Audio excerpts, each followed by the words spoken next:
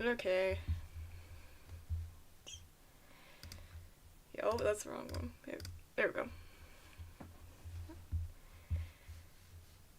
Back at it again with the dating sim.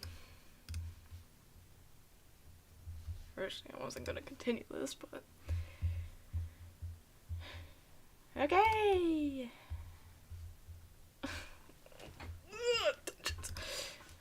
It's fine. Here we go. Back to romancing forward. Anything I say or do in this stream, no one can take to court with me. I say it ironically. Sure. Dipper and Ford put the final pieces in their place. The floor is encircled in a mix of propped up corkboards, books, maps, notes, and loose leaf paper. Ford unfolds a game board in the center of the madness. Hopefully less people join this time. Brilliant! We're all ready. Don't look so nervous, Cypher. You'll have me here to walk you through it. I don't want to play D&D yet. Well, let me just make sure the audio is good. Okay, yeah, that's fine. Whatever. Ford sits down next to the game board. He pats the piece of cardboard next to him, inviting you to sit, and you do. Dipper sits across from you on the other side of the game board and unfolds an illustrated piece of cardboard, propping it up in front of him. He notices your questioning gaze on it and looks back at you. Oh, yeah, this is the Dungeon Master's screen. It is just there to protect my secrets. Okay. It hides essential die rolls and plot points from prying player eyes. Grunkle Ford's tried to look ahead once or twice and spoiled a narrative twist, and you were the only player. I'm just making sure my dungeon mastering apprentice stays on his toes. You can never be too vigilant. Yeah. Dipper gathers up his dice and pile next to the DM screen, ready to roll when needed. Now, I mentioned an extra dice set, didn't I? Dice are an important, though by no means essential, component of gameplay. No adventurer should leave the house without a set. I keep mine in the souvenir velvet dice bag from Dimension, a local game store, yes. Nerd! Ford retrieves a dark drawstring bag from his coat and empties it onto the floor, where dice of all shapes and sizes come tumbling out. And now for yours. Ford pulls another, matching drawstring bag from the depths of his coat. They were having a buy one get one discount. Go ahead, take a look. These will be yours for the session. You pour these dice onto the carpet as well. Metallic gold with the numbers embossed in black. Fancy. Well, I didn't have enough left to make them solid gold. I was able to electroplate a set for fun. Grant, go forward. You electroplated those dice? They're so nice. That didn't mean to rhyme. I didn't notice. Maybe you should be the one with the rapping career, not Jay Gnomesy. Ford and Dipper laugh. Yeah, maybe not. But anyway, let me reintroduce our characters. Dipper clears his throat slowly into the Dungeon Master persona. This is like my second time playing D&D and it's in a dating sim.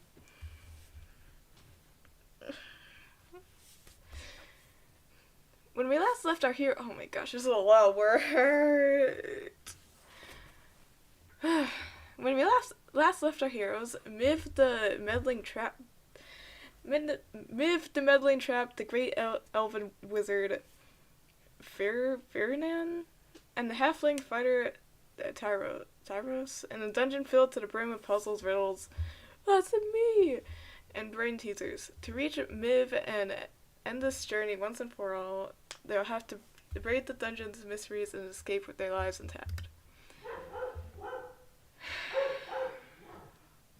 Dipper sets two figurines side by side on the game board. One is an imposing figure in flowing robes, and the other is much shorter in comparison, but posed with a will to prove himself. He supposed the former is Fiernan and the latter is Tyros. Tyros? But what would our two heroes find in the first room of the dungeon but a potential ally, just as trapped as they are, who would join them in their quest for freedom? Dipper places three figurines on the carpet just off the side of the game board. And you get to choose your character now, Cypher. These are starters with pre-made templates, so they're good for short-notice additions like this. Choose your character. Human Bard, Dwarf Fighter, Orc Rogue. I want to be a Dwarf Fighter. Fighters are hardy, brash, and know how to pack a punch. Another fighter, huh? We might need that. Wizards can be kind of squishy. My wizard has extra points in Constitution. Oh. What? You can glance at Ford's character sheet and see that while Ford's wizard might be a little buffer than normal, he's a little low in wisdom. Be a dwarf fighter? Yes.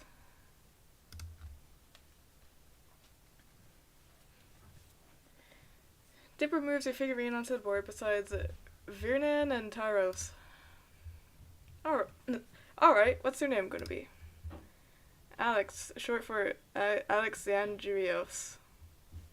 Boring! You hear Ford trying Alexandrios out under his breath a few times. What? I'll just call them Alex. Here's a character sheet. It's got all the info on it. Attributes. Dwarf fighters. Oh no! We're actually playing D&D. I'm upset. Baron, Elven Wizard, Halfling Fighter.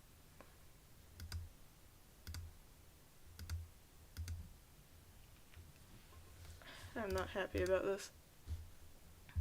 Crowbar, torches, 10 tinderbox, water skin, rope, rations, mystic, amulet, hourglass, a jade pendant, golden bellflower. What do I... The D&D suffering continues. Indeed. Our heroes encounter Alexandrios, Alex for short, in the first room of the dungeon. Alex, what's your deal with our main villain, Miv the Meddling? Miv murdered my family and now I seek revenge. Miv promised me eternal glory but left a dagger in my back instead. I just woke up here with a headache. Ford, help me. This sounds familiar. Alex explains how he struck Miv's too many nerd words. And in turn, Tyros shares that Miv once bested him in a duel in embarrassment because Miv is a sorcerer, and sorcerers aren't known for their physical combat skills. In Tyros' defense, he was still young at the time. But none of this matters because to finally face down Miv, they must escape. Why are we in a church? Proceed with caution, homies. What? Behind you is a plain door. On the far wall of the room is a set of red doors, and to the left and right are old stained glass windows with weirdly familiar motifs on them. Oh, that's Stan. It's Mabel. Zeus. And I don't know what. I guess Bill Cipher. There he is. Okay. Well, actually, is that Dipper? I think that's Dipper. I don't know why Zeus. Whatever. Having woken up here with no recollection of getting here at all, you have no way of knowing which door you came in, should go out of, or even what direction you should head in at all. And now you guys decide what you want to do. You might want to look around first. And by that, of course, we mean rolling a die to see if we can notice anything. The outcome of nearly every substantial choice we make is tied to a roll of the dice. I'll let you choose what to do here, Cypher. Then I'll take a look around. Oh. Ford shows you what to roll for the investigation check, and Dipper flips through his notebook, ready to tell you what you see. Huh, nice roll. Attack to one of the I can't read. One of the walls of this room is a note that reads, "Proceed with caution, homies." Tyros pockets the note, and in the distance you hear the faint sound of rushing water. What do you do next? What's the state of the door behind us? See for yourself. I didn't mean to do that. Instead of DM, I can't respond unless you check the door. Ford casts Detect Magic, and after confirming with Dipper that there is no magic behind the door, pushes it open.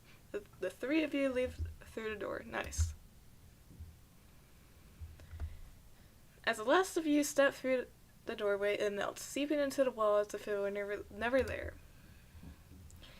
Guess we're not going back that way.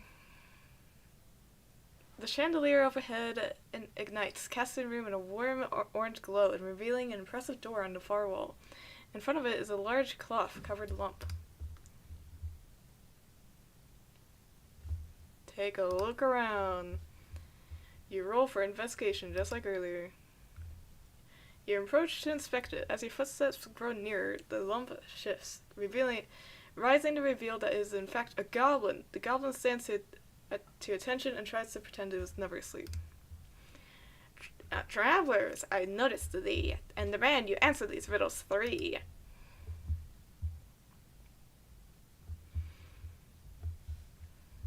What is with the Ford route and riddles? I'll answer the riddles 3. The goblin reaches into his pocket, pulling out a piece of paper that he unfolds with care. What has 88 keys but can't open a single door?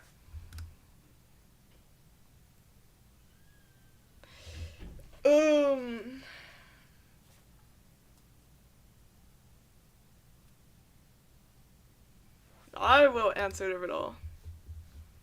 I've heard this one before. It's piano, right? Next, what kind of keys cannot open doors? I'll let Ford answer this one. A turnkey. And finally, what's the first thing you did on your adventure? Look around. The door is now open to you. Fabulous, homies. The goblin steps aside to let you go through the doorway. And with that, you've cleared my goblin puzzle. Well, a 4 for them anyway. It could have gone so many other ways. Dipper then beams, and you follow his line of sight to realize it's because Ford just gave Dipper an encouraging smile of his own. As soon as you enter this next room, the wall melts over the doorway, sealing you in. Glancing around, the far wall of the room seems to be of a different material and color than the rest, though it could just be the lighting. To the left, you see rows of keys affixed to the wall. Okay, to be a different material.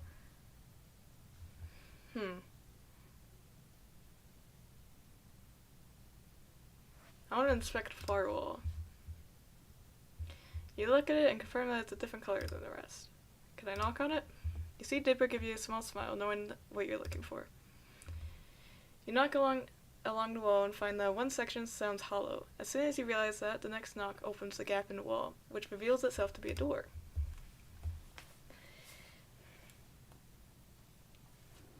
How long do we play D&D for? I don't want to do this for the next hour. Go through the door. As soon as you enter the room, you're struck by how different it looks from the rest of the dungeon. This small chamber is elaborate, with colorful cushions, rugs, and a dining table that holds a half-eaten feast. Next to the feast, a mouse examines a few empty goblets on the table. The mouse sees the party and beckons you to come into the room. There's been a crime! Someone has stolen my precious silver sword! You three look like heroes. Won't you help me? When I arrived in my room, I found these three suspects, a gnome, a kobold, and an owlbear. I knew someone was going to come and try to steal my precious sword, so I set up a wondrous feast as a trap for thieves. You and Forage shared look at the idea that a mouse would somehow be living it up in an evil sorcerer's puzzle dungeon. I left them three goblets. The first one held a truth serum, and the other two a lying serum. I don't know which one of these creatures drank from which, so I was going to hold an interrogation when they woke up. But now you're here. Oh, heroes, won't you help me figure out who stole my sword? I'm afraid that if I uncover the culprit, they'll slay me in a cold blood, delicate mouse that I am. Well, alright. Took the words right from my mouth, Cypher. Let's get on with the interrogation. You approach each sleeping creature in turn, waking them up with a few shakes and asking them who stole this sword. The gnome says, I didn't do it. The kobold, I said it once. Kobold did it alone. The dog says, I didn't do it. The owlbear did. And the owlbear says, I didn't do it. The gnome did it alone.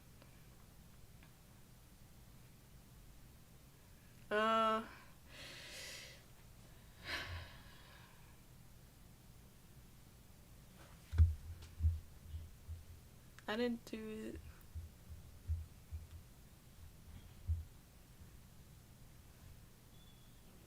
The gnome did it. One creature drank a truth serum and the other two a lying serum. And the gnome said, I didn't do it. The kobold did it alone. The kobold said, I didn't do it. The owlbear did. And the owlbear said, I didn't do it. The gnome did it alone. I hate riddles.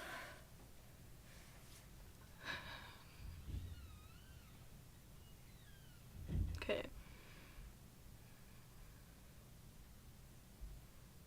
The only one that didn't say I did it alone was kobold, the dog, whatever. That said the owlbear did it.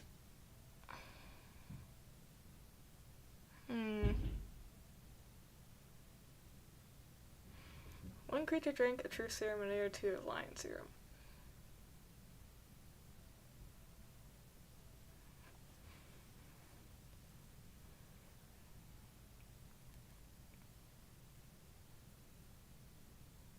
Wait. So two of them said the other did it alone.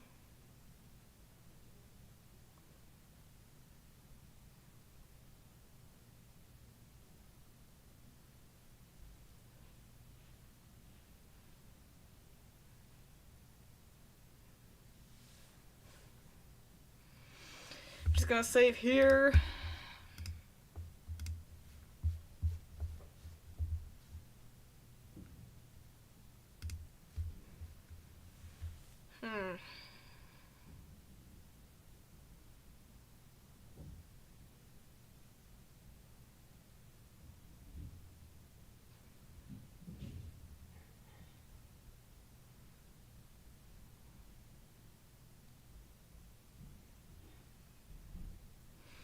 Is it the owlbear?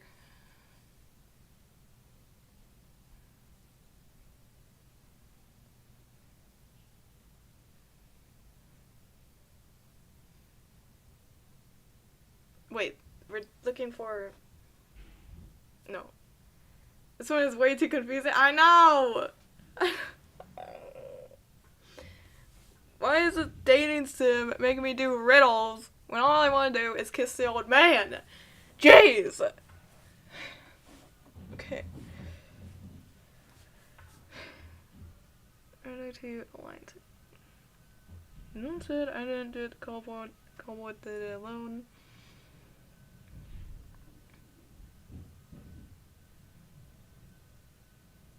Should I just like go through all the options and if one's wrong I load the save again? Because I don't want to... But that's cheating.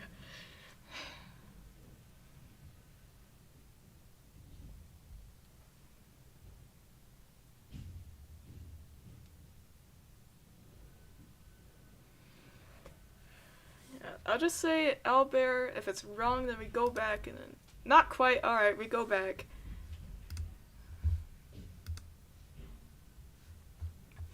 Hold on.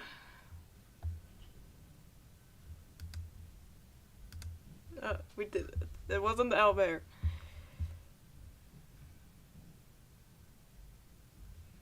Hold on. Save. Load. Yep. Okay, not the owlbear. Kobold. Not quite. Load. Gnome. Not quite.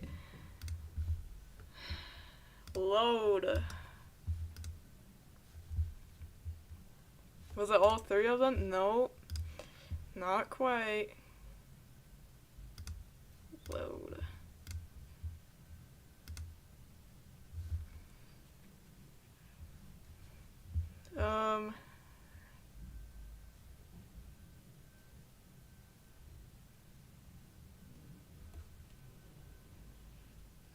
Okay, hold on.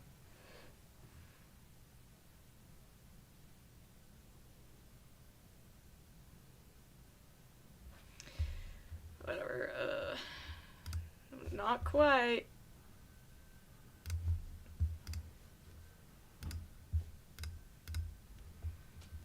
Just gatekeeping at this point, for real. Gnome and owlbear. Okay, there we go. There's a gnome and owlbear. Wait. But... Gnome and owlbear. I guess because they were the two... allied?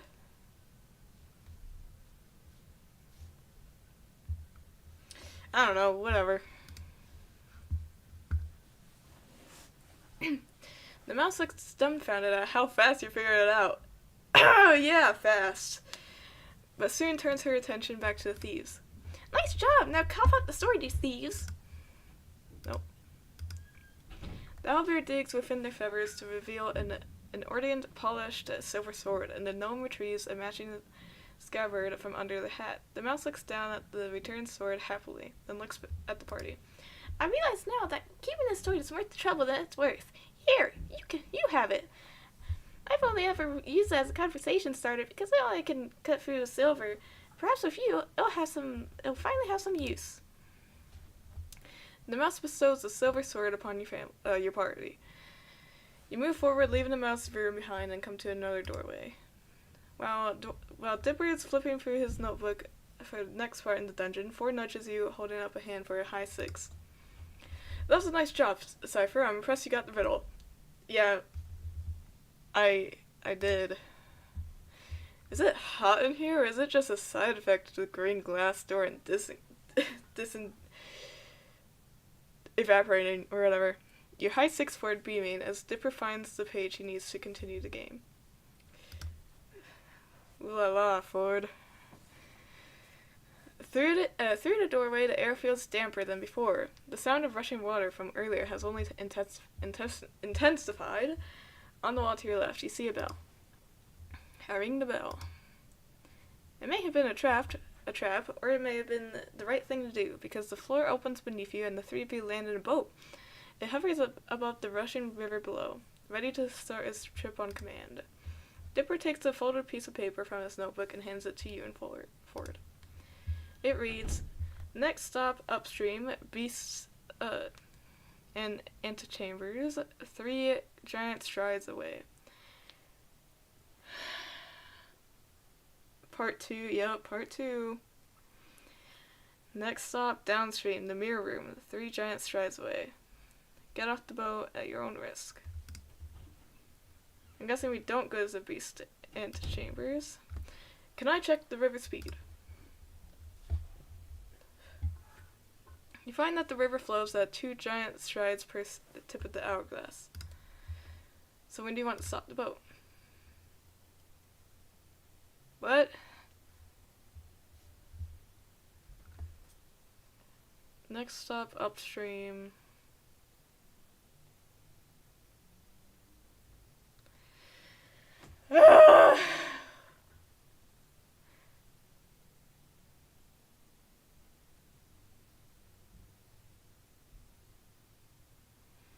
This has gotten more live stream than Legoland has. Yeah. One more live stream than Legoland has. Maybe I'll make Legoland just a live streaming series instead of just episodes.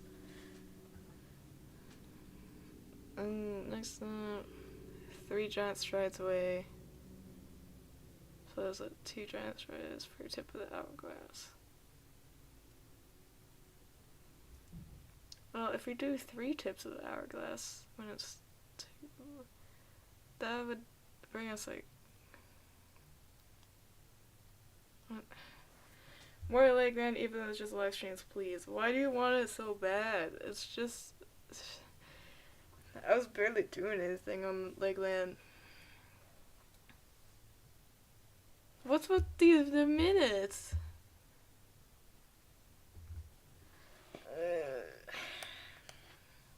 I feel like 3 tips is too much.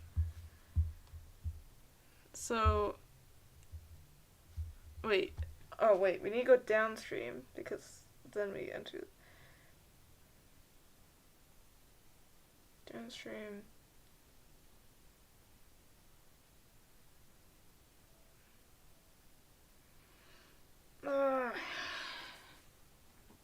I'm too dumb for this.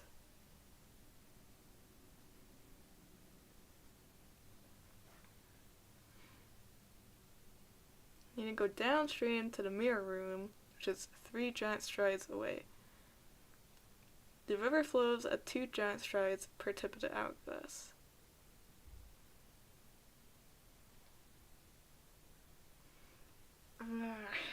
I shouldn't have done the forward route. 3 tips, 2 point.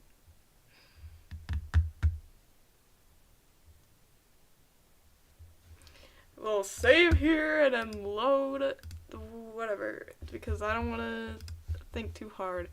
Let's do the... We're going back. 1 point tips. Nicely done, yep! All me, all me.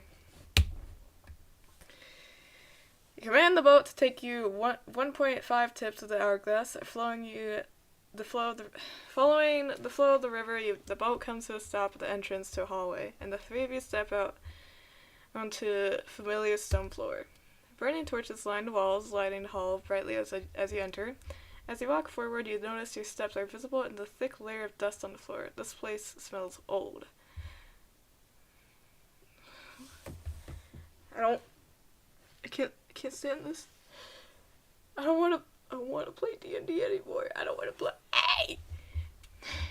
At the end of the hallway, the part approaches a set of 2 giant oak doors. Cypher, roll to see how aware you are of your surroundings. You roll and are unsuccessful.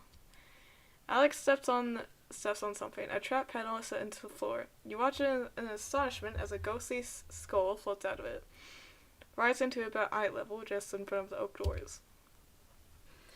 You expect it to speak or do something, but it just floats there. What do you do? Oh, wait, so...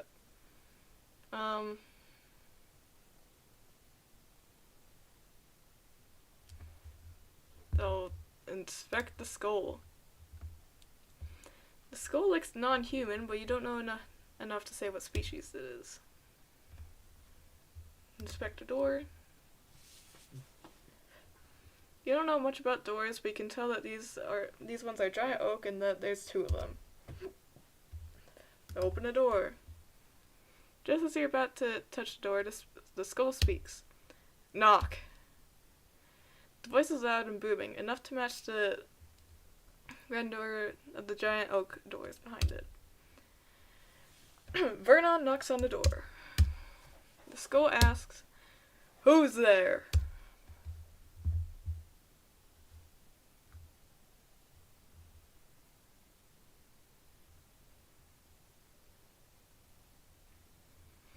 Answer, skull. Spell. Spell who?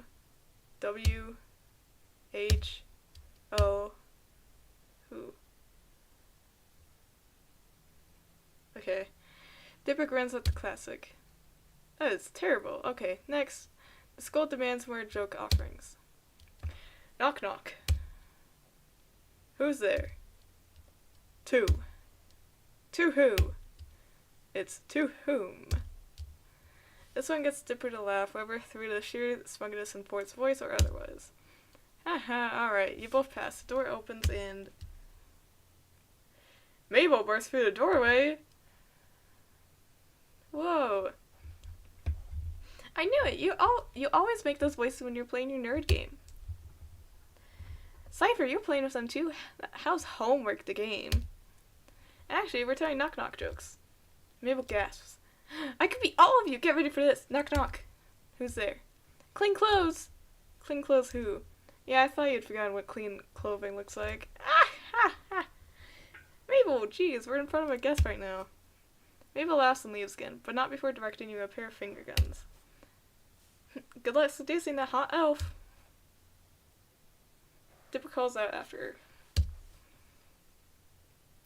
That hot elf isn't even in this campaign. I didn't want to attack. Anyway, like I was saying. Wait, hold on. The character Ford's playing is an elf. I get it, Mabel. It's joke quota met. The skull gives you a curt nod and floats back into the trap panel. The oak door is open and the three of you step through. To freedom. And there it is, the end of the dungeon. I cut it down a bit on the fly. I didn't want to make it too long. Thank you. I would have ran a murder mystery I had planned out for ages, but my test runs have never gone very well with my focus group. So, what do you think? I can't be honest here. Too many puzzles, not enough story. Are these games always this short? So what happens next? When do we fight the sorcerer? I don't know if D&D is really my thing. So what happens next? When do we fight the sorcerer?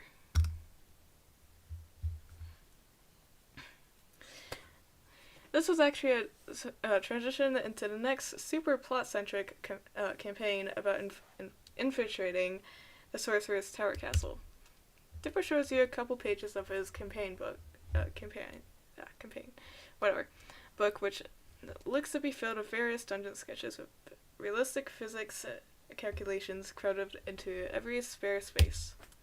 Well, Dipper, I think you did well. It's not easy adding an extra player on the short notes like that.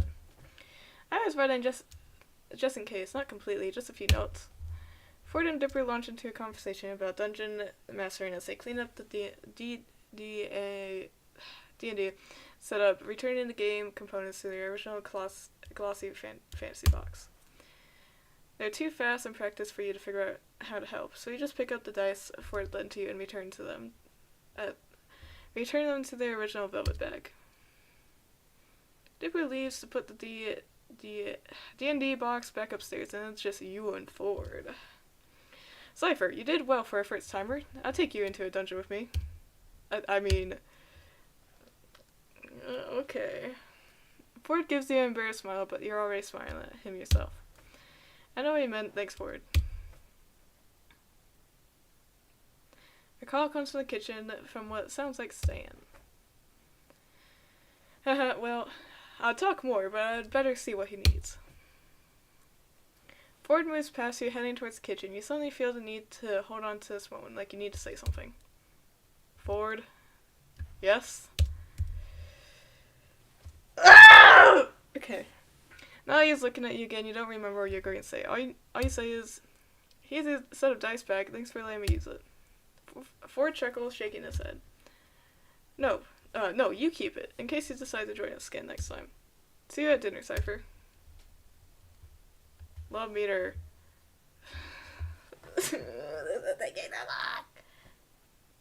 Ow.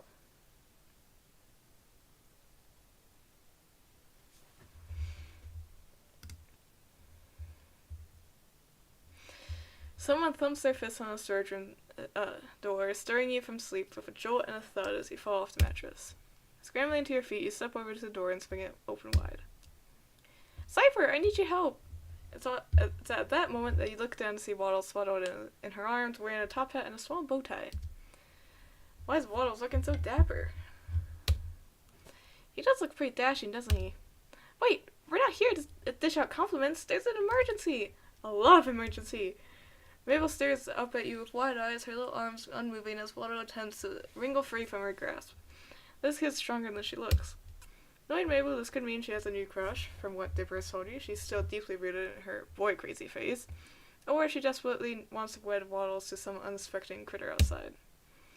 Waddles and Gompers are renewing their vows today, and I can't find Gompers to put his gown on. You gotta help me find him. You weren't actually expecting your second guess to be right. Okay, wait, Mabel, just calm down for a sec. But we have to find Gompers. Is it Gompers? The ceremony is in 20 minutes. Waddles wrangles himself free and runs down the hallway to freedom, ignoring Mabel's shriek of protest as she chases him. You're compelled to go back to bed, deciding this is almost definitely a dream, but jog after Mabel regardless. Oh, there she goes. You catch sight of Mabel just as she leaps over Dipper, who's sitting on the floor with a large array of graph paper and chewed pencils. She runs to the back door, suspiciously open, after Waddles snorting himself, yelling at him not to lose his tie. What, Mabel? What's going on? Waddles wedding Gompers? You're a little out of breath. Mabel's fast.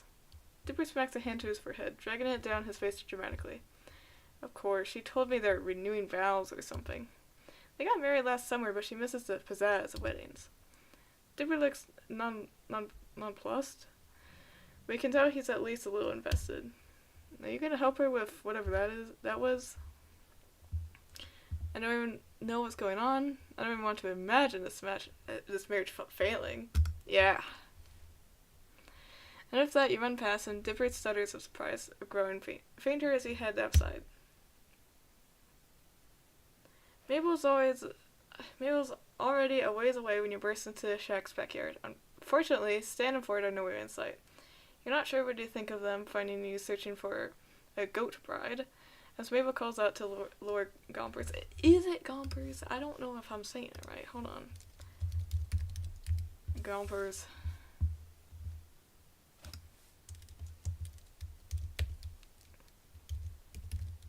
Pronouns.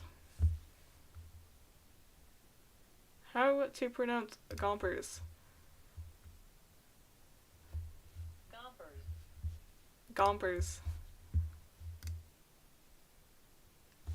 Okay. As Mabel calls out to Lord Gompers home. Come on, Gompers, I already booked the second honeymoon and the caterers are gonna be mad. Runaway brides are so cliche. She's seriously invested in this farm critter marriage. That or she's watched way too many dramatic romance movies. Or both. Gompers, come on, go pal, where are you? I need to sneeze. You, Dipper, head towards Mabel to help her look, so you veer opposite, opting to cover more ground in search of the runaway goat bride. Where do you look? Under the shack's foundation, on the roof, inside Stan's car. On the roof. You walk backwards and put a hand to your brow, shielding your eyes from the sun as you search the scaffolding of the shack. Nothing. You continue walking to the side now until rays of sunlight obscure the view above the sign for the gift shop. Robert Sir and Okay. A cloud glides overhead to block the sun, and you're able to look up higher, seeing the misspelled lettering, the various wear and tear in the roof, and a small billy goat munching on part of the weather vane. Wait. Hey, Mabel. Yeah? You point up to the roof at Gompers. Here comes the bride. Mabel shrieks, "Gompers!" and sprints to the gift shop, slamming the door so hard the open sign flips to closed. There's a silence for a moment, and something flips open on the roof's small balcony, and Mabel pops out from underneath. climbing up onto the roof and attempting to coax Gompers down. There's a ladder up to that little balcony thing inside the gift shop. It's pretty cool for fireworks. Mabel pulls a sandwich from her sleeve. You can't help but imagine what else she has up there, and waves it in Gomper's direction. And he trots towards the balcony and hopping down to Mabel's level and snatching the sandwich from her hand. She grabs the goat and heads back down the ladder into the gift shop. Oh, Gompers, you can't get the pre-wedding jitters anymore. You're already married. You can't get away that easily. Thanks a billion, Cypher. You saved the wedding. And with that, Mabel gets to work on wrestling Gompers into his dress, yelling commands to Dipper to grab Waddles, who thankfully didn't get his bow tie dirty when he dashed away earlier, and get everything ready for the most important ceremony in the history of ever. Maybe an exaggeration, but Mabel's excitement is undoubtedly contagious. Okay, once Dip finds Waddles, I think we got everything ready. I am, of course, the V-Care Caterer Proud Mother musical guest combo. Dipper's gonna take pictures for my scrapbook. Hey, I never agreed to that. Dipper, please. I've got a Office Shine 8. Do you mean officiate? See, I'm so busy I can't even talk right. Please, Dipper, I'll help you with some nerd thing later. I pinky swear. Dipper contemplates this, hand at his chin, mirroring his wrinkled forehead, of course. As long as you actually do this sign, then yeah, I'll take pictures. Mabel jumps up down with excitement, jostling poor Gompers in her arms. Yay, thank you, Dipper. I owe you one. This is what the best brother looks like right here, Cypher. Okay. You don't have to do that whole thing again. I'll get back to Waddles, you get back here. Okay, now we have that fixed. That means we have wait! Zeus left already. My ring bear is gone. Oh no, what are we gonna do, Gompers? Gompers gives the intelligent answer of bah, chewing on his bridal veil. I could ask him, but I don't know. Gompers chooses that moment to look into Mabel's eyes and bleat at her insistently. Mabel naturally takes this as a sign from a goat. A sign from goat. You're right, of course, this is your special day, again. Mabel turns to you with pleading eyes. Hey, Cypher, could you be the new ring bearer for the ceremony? It would give me no greater honor. I'm very invested in this partnership, Mabel. I gotta see it through. Mabel beams, obviously very pleased that you're taking this as seriously as she is. Thank you, Cypher. Let's get the show on the road, or this wedding on the backyard. This works. Mabel runs into the house, and you hear her thudding upstairs faster than hungry Waddles. Gompers, thankfully still occupied by the half a sandwich Mabel taunted him with, stays put. She comes back soon after with a fluffy purple pillow and 2 clear sticks. After snapping the sticks in half, the glow sticks. She curls them into a bracelet-sized rings. These are so much more fun than the rings. Plus, Waddles can put it on his tail to look super handsome. Waddles oinks in agreement in his mad dash out the house. He's lost his top hat. Hold your hands out, palm up, and get down so you're not as tall. They can't put the rings on each other if you're way up there. She's got a point. You duck to your knees in the dirt, and Mabel turns your hands palm up, reverently placing the pillow and the glow stick rings atop them. Okay, Mabel, I'm here with the camera for Cypher. Why are you on the ground? You gesture to the happy couple with a wide arc of your arms. They need a ring bearer. I guess they do. Mabel nods. A small hands on her hips, she looks over the wedding scene and mumbles to herself, checking things off with a mental checklist. Okay, I think we have— wait! Again. I forgot the flower petals. I'll be right back. And she's gone again, leaving you alone with a pig, a groom, a goat bride, and 2 glow stick bands of matrimony. Goatamony? That kind of works. You decide not to crack that pun on Dipper, who's examining his disposable camera. He popped it back open in its eyes, smacking a hand to his forehead. This one's out of film. It must have been the one Mabel used at Candy's party. He looks up at you and shrugs. I'll go get one of my spares. Make sure these two don't go anywhere, or Mabel will. Well, you know Mabel. You haven't known Mabel as long as Dipper has, but you understand immediately. You're left alone in the backyard of groomed pig, a bride goat, 2 glow sticks, and a broken disposable camera. Oh, you'd love to say you're absolutely been in this situation before, yet you unfortunately have not. I really am happy for you, both Waddles and Gompers. Both animals turn to you, nonchalant to the current state of events. But I can't believe Mabel forgot the flower petals. Jeez. Just as you go to continue the one-sided conversation between human, goat, and pig, you hear 2 voices coming from around the house. 2 very familiar voices. Look, Sixer, if you haven't gone off about the wobbly junker, the gobblewonker, Stanley, as Dipper really never told you, then you wouldn't have freaked out kid at the store we needed, and we'd have, I don't know, the stuff to fix my house after you got cars stuck in it. It's still my house, and besides, if he was a fisherman, he needed to know. Hey there. Both stand and forward round the corner to find you sitting on your heels next to Waddles and Gompers. Brandishly, a pillow and glow sticks in the dirt, the 3 of you stare at each other in silence. Mabel needed a ring bearer for the wedding. It's at that moment that Mabel kicks down the back door, runs to your side, and throws a rose petals atop your head. Ta-da! You blow a rose petal off the tip of your nose and grin at Mabel. I think our bride and groom are ready to renew their vows, don't you? Mabel nods empathetically at you before turning to her grunkles, lighting up a 100-watt smile. Yes! Grunkle Sam, Grunkle 4, you guys got back just in time. And just like that, Mabel pushes Stan forward towards you and tugs their hand so they sit across from you. Stan complains about his knees, and Ford asks Dipper why the pig and goat are betrothed. Fits with what you know about both at this point. Mabel makes way with the wedding, and you sit cross-legged. The pillow and glow stick ring sit on your lap. Every so often, Mabel stifles a theoretical sob, wiping a very real tear from her eye, before she turns to you for the rings. Ooh. Oh, wait, that's me. Oh, Mabel, how should the betrothed wear their rings since they don't have ring fingers? Just put them on the way you think they'd fit best. On their heads, like small glowy tiaras, around one goat horn and Waddle's tail, one over each ear like fun earrings. Well, a goat horn and Waddle's tail.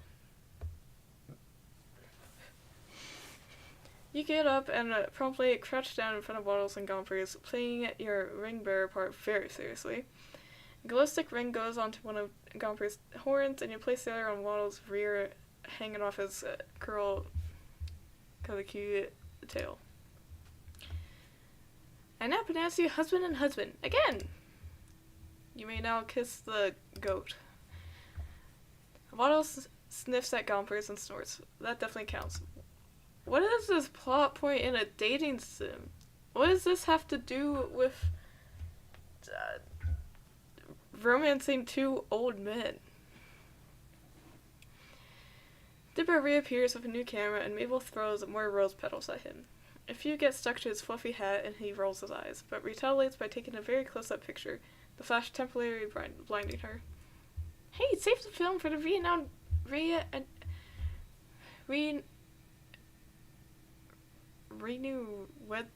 weds. I need plenty of pictures for my scrapbook. You owe me a new camera for this, Mabel. He sounds annoyed, but his fond sibling smile gives him away, and he starts taking pictures of the happy couple, getting odd angles as Mabel pushes them into silly poses. You step away from the scene and go to head back into the house. Being a ring bearer is thirsty work, but Stan and Ford stop you before you make it to the door. You know what? Good time for me to actually go get a drink. So, I'll be back.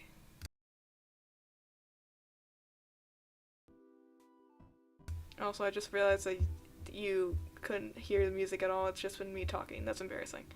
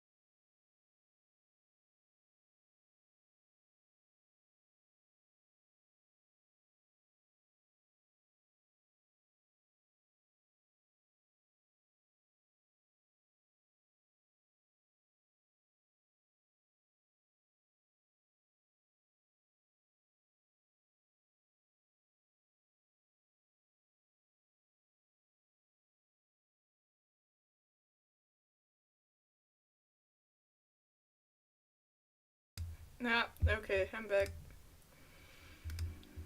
And yes, there was supposed to be music. Wait, try and turn it up.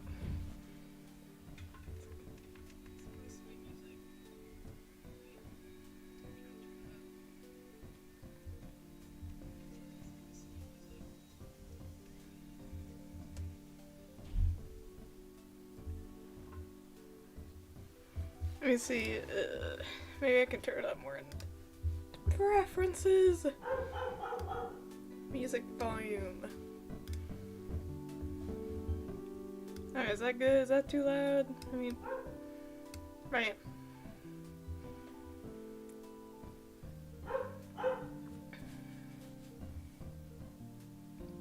I think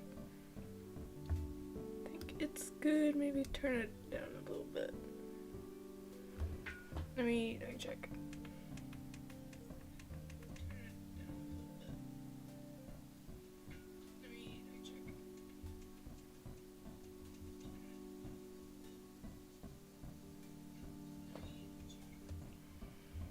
I don't know. Just gonna do that. Alright. Back to romancing forward. Dog in background, yep. Good old Junie. Standing forward, stop you before you can make it to the door. Hello. Hey Cypher, thanks for playing along with Mabel, with Mabel with the whole wedding thing. We're both glad you're willing to entertain her whenever we're gone. She didn't make you do it, did she?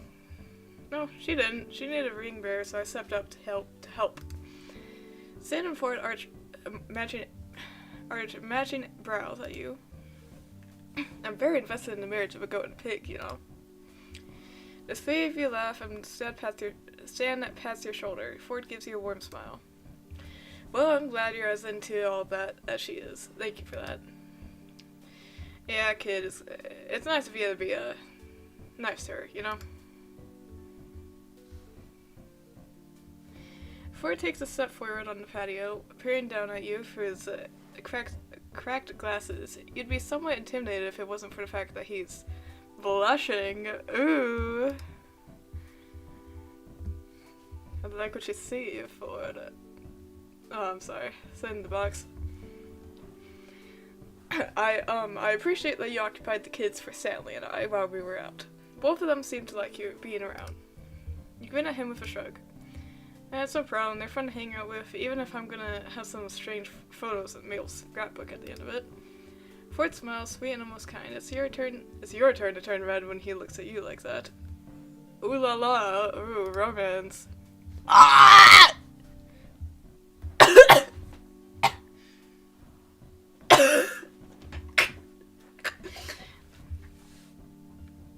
Okay, wait.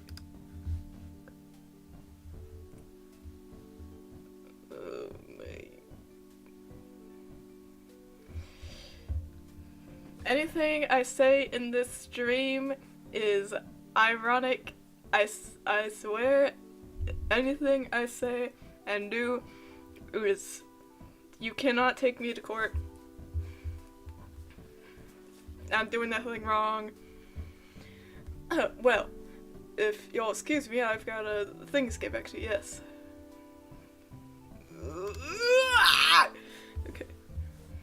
He walks past you and into the house. Stan following soon after. Stan elbows forward and it looks like he mutters something to him. But can't hear what it was. Whatever he said, Ford looks scandalized. Hey Cypher, you're gonna miss the party. We've got popsicles. I call the red ones. Pineapple ones are mine. I call dibs. But the pineapple ones are the best ones. Mabel and Stan wrestle over a yellow popsicle while Dipper contently unwraps a red one, holding it above his head and out of Gomper's way. Ford gingerly picks up a purple ice pop and leaves the ice chest open for you to grab one as well. While Stan and Mabel aren't looking, you hide the pineapple popsicles at the bottom of the chest. Dipper sees and starts laughing, but doesn't tell. They're a strange bunch, these two sets of Pines twins. But they're certainly making your summer a lot more exciting as you stay at the Mystery Shack. Continues. Your wreck of a car is sitting outside in the heat of the setting sun. Oh boy! It's another day of summer with nothing to do but wait.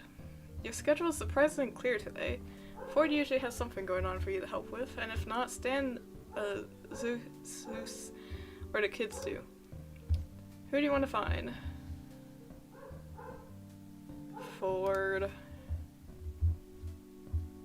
You pass through the living room, and Mabel spots you from her seat at the table. Cypher! I was hoping I'd see you. Come on, I want to ask you something. Mabel points down at the table with a raspberry pink colored pen. That whole day was just a pig and go get married. Yeah, it was. I don't know what was up with that. I don't know what kind of plot. I don't know what it had to do with. I don't know why that was in a dating sim, but you know, whatever. Her art supplies scattered across the table lie across various sheets of paper with brightly colored doodles, and a lot of glitter. You see a drawing that looks like a cross between Barney and Godzilla. Oh, I don't like that. A page full of puppies and a page with a drawing that kind of looks like you with a... Is that Ford or Stan? Mabel's not finished it yet, but the telltale jaw gives it away. You sit down at the table across from Mabel and suddenly get the feeling you'd get a job interview. It's intensified when she pushes her organized chaos of paper aside and steeples her fingers across the table surface. Cypher, I'll be frank. You're Mabel. Not Frank. Slaps knee. I've been trying to find a match for my grunkles for a while, but I never seem to get their matches made. Sorry, a match? But then, it's like you were pulled from thin air, attracted to the shack by a magnet of love. It was a sign, and this week just made the chemistry you share with him obvious. You know who I'm talking about, right? Ah! Yes.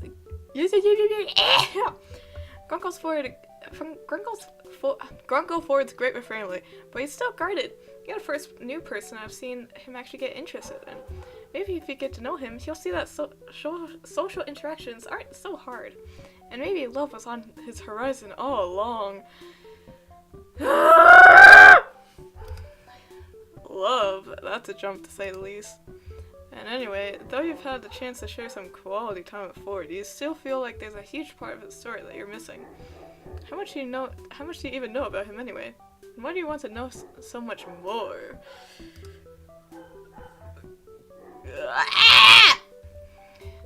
Mabel, Ford and I haven't spent all that much time together. Sure, we shared a couple adventures, but nothing! Adventures are the perfect bonding material. I know that firsthand. But you know what would really get this chemistry going? Talking to him? What? No. I'm thinking of something more romantic. I hate myself.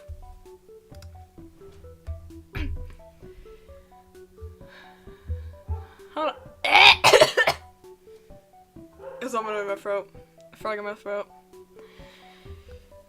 Hold on, I'm getting an idea. I'll get everything ready, Cypher. You just focus on falling completely and utterly in love. Matchmaker Mabel is back in the game. Hello, Dipper. Gonna take a bit to just check this chord.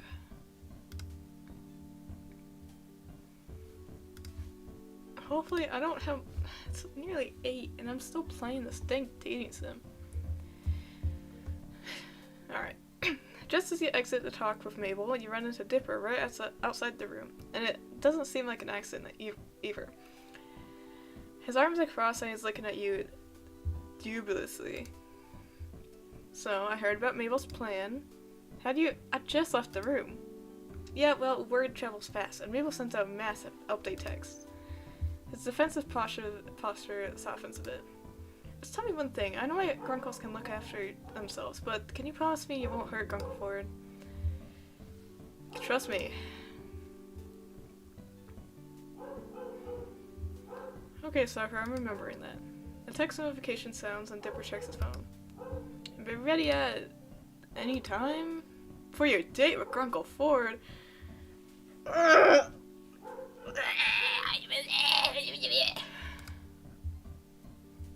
this feels awkward enough. No offense, Cypher, it's just my Grunkle Ford actually going on a date? Do old people even date? Kind of hard to wrap my head around. Yeah, that's true. Also, I forgot I'm Cypher. I hope Mabel doesn't ask me for my help tomorrow. I mean, I have enough trouble trying to date for myself. Yeah, good luck, Dipper. Mabel calls down from upstairs. Hey, Dip Up! I'm gonna need your help tomorrow. Well, never mind. During the next few days, you, Ford, and Dipper get further into the D&D campaign you left off on, and you have time to flesh out Alex. You have time to flesh out Alex to complement Tavros and Veron on the team. Dipper tells you the 3-person trope is typically small for a D&D group. Well, you've been getting the hang of the game, mostly from taking advantage of Ford's helpful nudges in the right direction. You notice Ford staring at you during the game sometimes, and you can't deny that you've been caught doing the same after your fateful chat with Mabel, and you're on edge and wait for her to pull something out of her sleeve. Every time she bursts into a room with a fistful of crayons, you jump at least a foot in the air. But you've been doing your best to pretend that everything's normal, or at least as normal as it gets in Gravity Falls. You ventured out into town earlier and did some tourist-worthy exploring, and ran into the Pines family at Gracie Diners about an hour later. According to a giddy Dipper and as exasperated as Ford, a door to another plane had appeared in the fridge instead of food. What? Post-documentation and inspection, and a lot of skeptical squinting from Dipper and complaints from Stan, Ford had suggested they all just wait it out.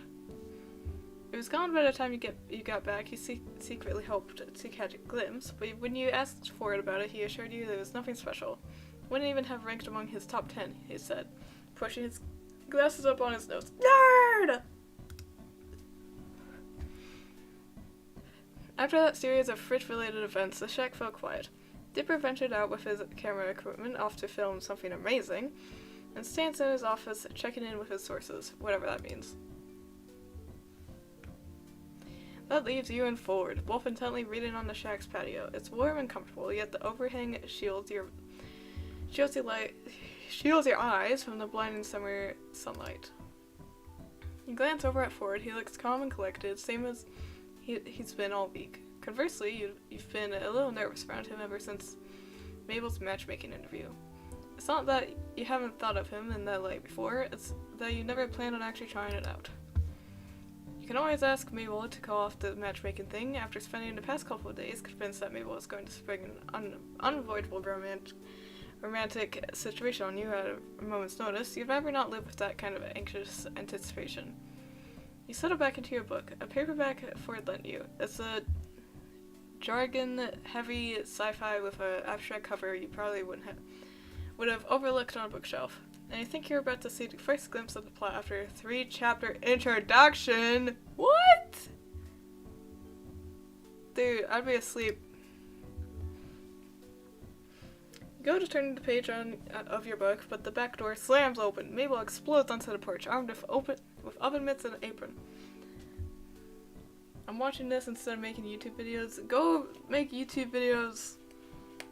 I don't know why you're watching me play dating sim.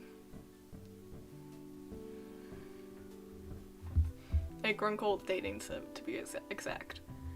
Go do productive stuff. I don't care. Armed with oven mitts and an apron. Cypher! Grunkle Ford! I need help and I need it now! Ford sits up with a wide-eyed look, fixing his glasses that had been started off the bridge of his nose. What is it? Is something burning? Is something burning in the kitchen? I need help baking. Ford relaxes enough to leave a bookmark in his dog-eared novel and close it, but looks to Mabel with an air of bewilderment.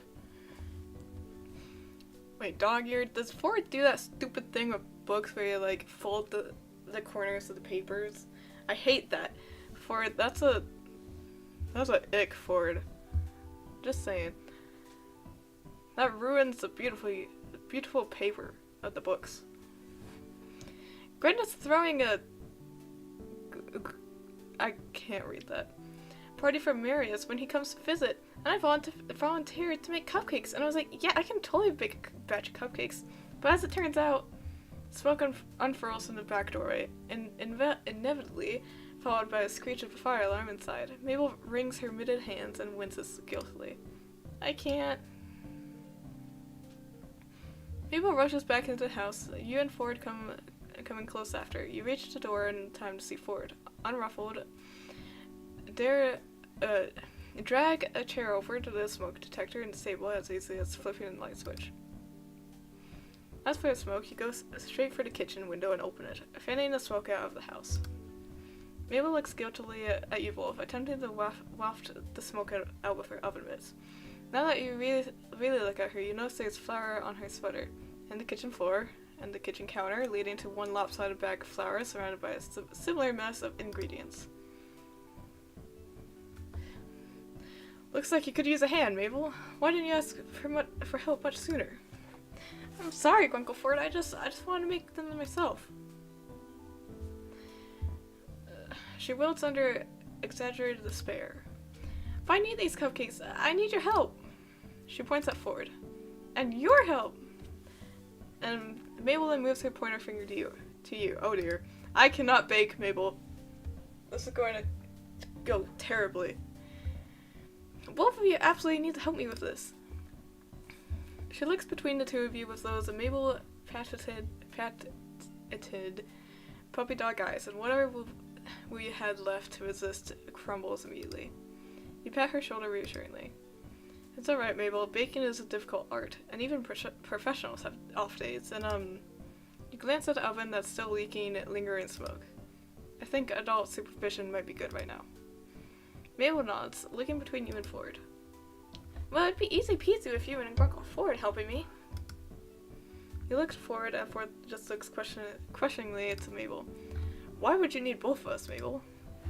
Because we need to make like a bajillion of these, so many. This is a huge party. Plus the people that make them, the more people that make them, the more love these cupcakes will have. There needs to be so much love in these cupcakes. That doesn't. Please, Uncle Ford, you and Cypher are super confidently the only ones who can help me. Maybe Dipper. He's out filming. He won't be back till sunset. It's gotta be you two. Ford glances hopelessly out to the hallway for one moment, and Mabel gives you I know what that word is. I just can't. Conspiratorial. I cannot read for the life of me. Wink while he's not looking, and then it dawns on you. This is your match-made date with Ford. Baking? This is the worst. Well, actually, maybe. Is it getting hot in here, or is that just the oven? This is the second time there's been a is it getting hot in here thing. Well, please, Uncle Ford. Cypher's already gonna help out, right, Cypher? Yes, that's what I want. Heart picking up its pace, you hazard a look at Ford to find him looking oddly contemplative. Ah! Now compared to before. He looks to you for a fleeting moment. You catch out the corner of your eye. His attention's back on Mabel by the time you register it. And Ford nods at her. Alright, what do we need to do? Yes! Okay, first rule in baking. Wear an apron! There's never a wrong time to wear it to make a fashion statement. Mabel holds two aprons out, one scarlet red and the other white. You have absolutely no idea when Mabel even retrieved these aprons in the first place, but she's already picked who gets which one. The red apron is tossed to you, and the white one is thrown forward. You put it on and look down at yourself to read an upside-down, "Burn, baby, burn!" printed across your chest, with a picture of a fiery gill beneath it. Fittingly, it smells a little like burning. I like that. Can someone... I want that apron. I don't even bake. I want that apron. Fiery grill. Not grill. Cool. I like that one. That's bad rule as nuke for some reason. It happens. Ford's apron has some green text you didn't quite catch, but as he loops it over his head and ties it, you can read it clearly.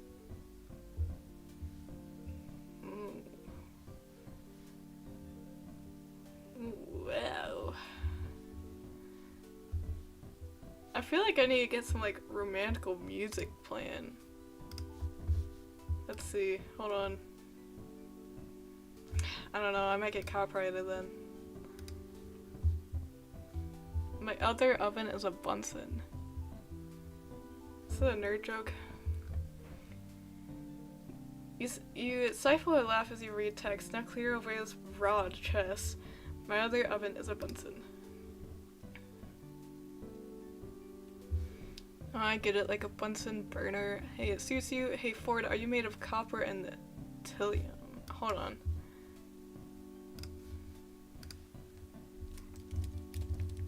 Copper.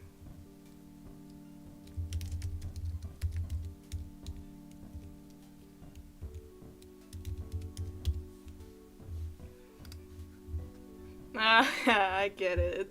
It's a little, it's a little, like, science or whatever joke, and it's supposed to have cute. I'm doing that one. Oh!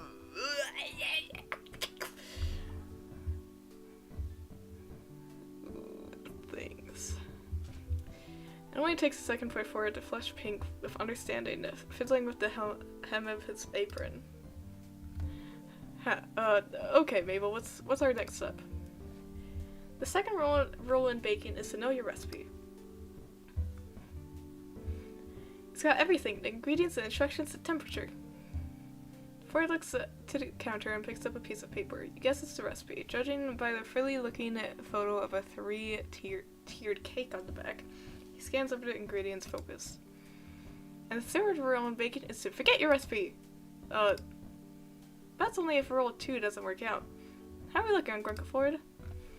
I was worried we'd be short on sugar, but I think we'd make it. Are you switching recipes, Mabel? There are ingredients listed here that aren't already on the counter. Mabel laughs loudly and attempts to clap Ford on the shoulder. She only managed to reach his elbow, and you suddenly suspect that whatever baked good Mabel had burned in the oven earlier was a fabricated failure. You glance at the stovetop. The oven box of store-bought cookies sitting on top confirms your suspicion. Oh, Grunkle Ford, you tell the best jokes. That wasn't a joke. Oh, look, we need flour, and I already have that. Out. Next. Ford reads the list of ingredients aloud, and Mabel darts around the kitchen, gathering them as he calls them out. You set to work finding the utensils. Your voice cut out for a few seconds. That's fine. You set out to work finding the utensils Mabel needs, searching through unfamiliar drawers. She points out to you after opening nearly every cupboard. You come up with an array of mismatched measuring cups, or 2 half teaspoons and a dented tablespoon. Good enough. How many cupcakes do you need for tomorrow, Mabel? At least 100. You give her an undisguised look of incredulity? I don't know. And Mabel sends back a series of gestures, telling you to go along with it, pointing at Ford's thoughtful face and mouthing, "He bought it!" So, since the recipe makes 2025, we...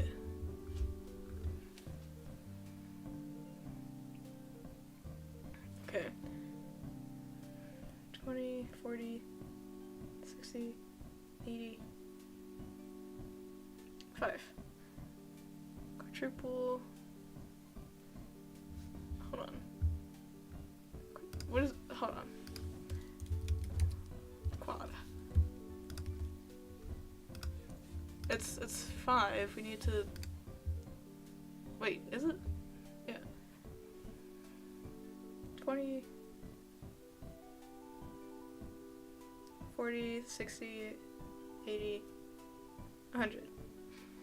So yeah, that 25 times is 100. So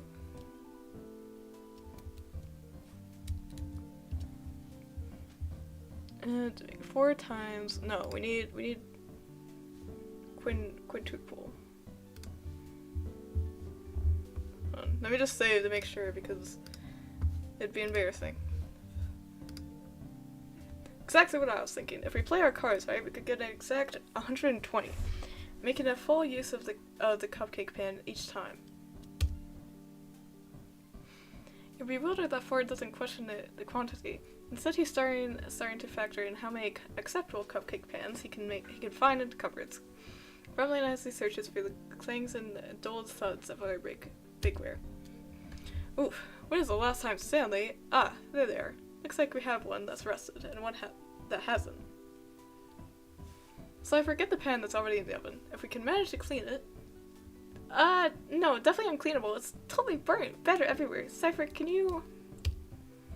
Mabel makes gestures to disposing evidence of her baking failure, and he wins, but not. Seizing your chance while Ford's back is turned, you open the oven and grab whatever's inside of the oven mitt and rush outside to drop it in the trash can, midway around the shack. It turns out to be a couple store-bought cookies dropped in a muffin pan and left to burn it to a crisp. You shake the cookies out into trash, leaving you with a still hot but perfectly sufficable pan.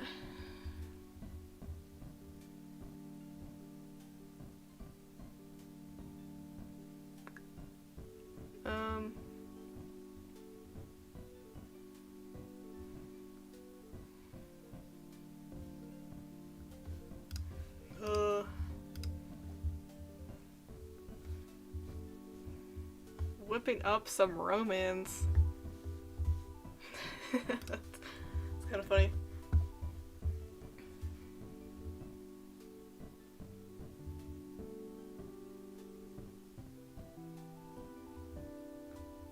I don't know. Caught a vehicle. You turn to the kitchen.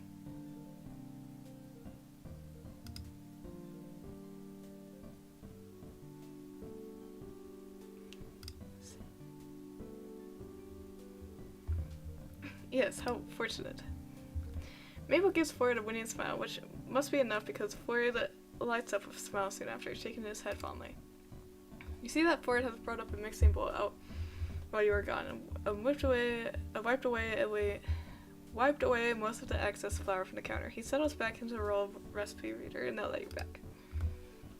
We're finally progressing in the relationship now. Finally! We're gonna be... After so long and a stupid D&D campaign, finally getting to the good parts. I've already turned down the oven to the correct temperature. Mabel, notably, doesn't look sheepish in the slightest, still grinning in front of the mixing bowl. So our next step is to add butter. I'll measure it out. So you settle into a rhythm. Mabel measures out ingredients and tosses them in. Ford reads out the recipe, pausing occasionally to balance out Mabel's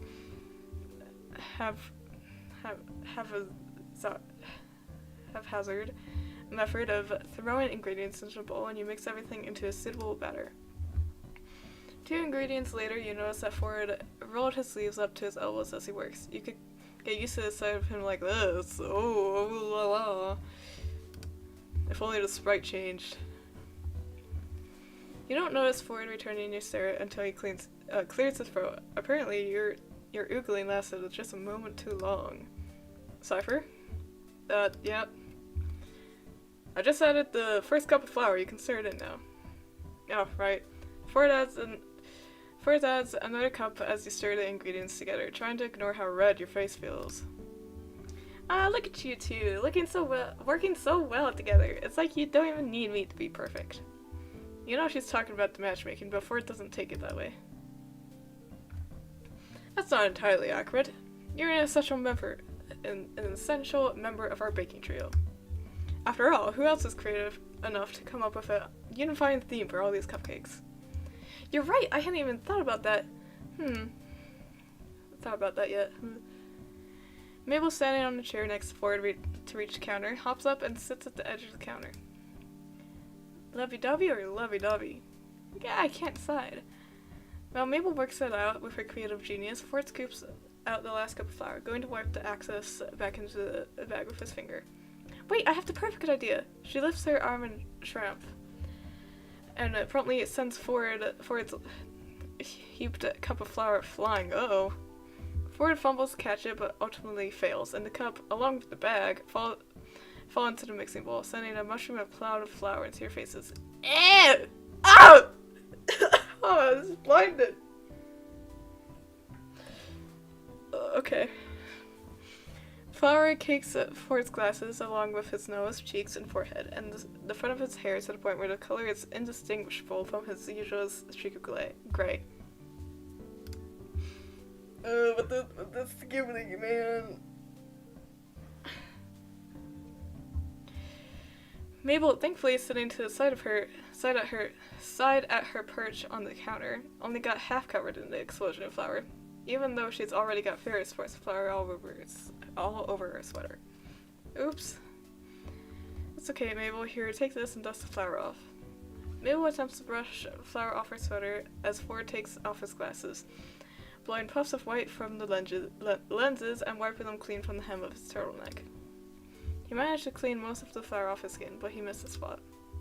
Ford. I'm fine. I've had many messier adventures in my time than a bit of flour. No, that's not it. There's a lot of flour still in your hair. Brush its hair out yourself. Ooh. We're playing dangerous! Reach over to brush it out. Ford gives you an uncertain expression, but stands still, letting you make contact. Your fingers only run through his hair for a second, but it was enough time for you to register how fluffy and flowery it is. You can't help the smile that tugs as he lips as he finish. You just had some flour there. Did I?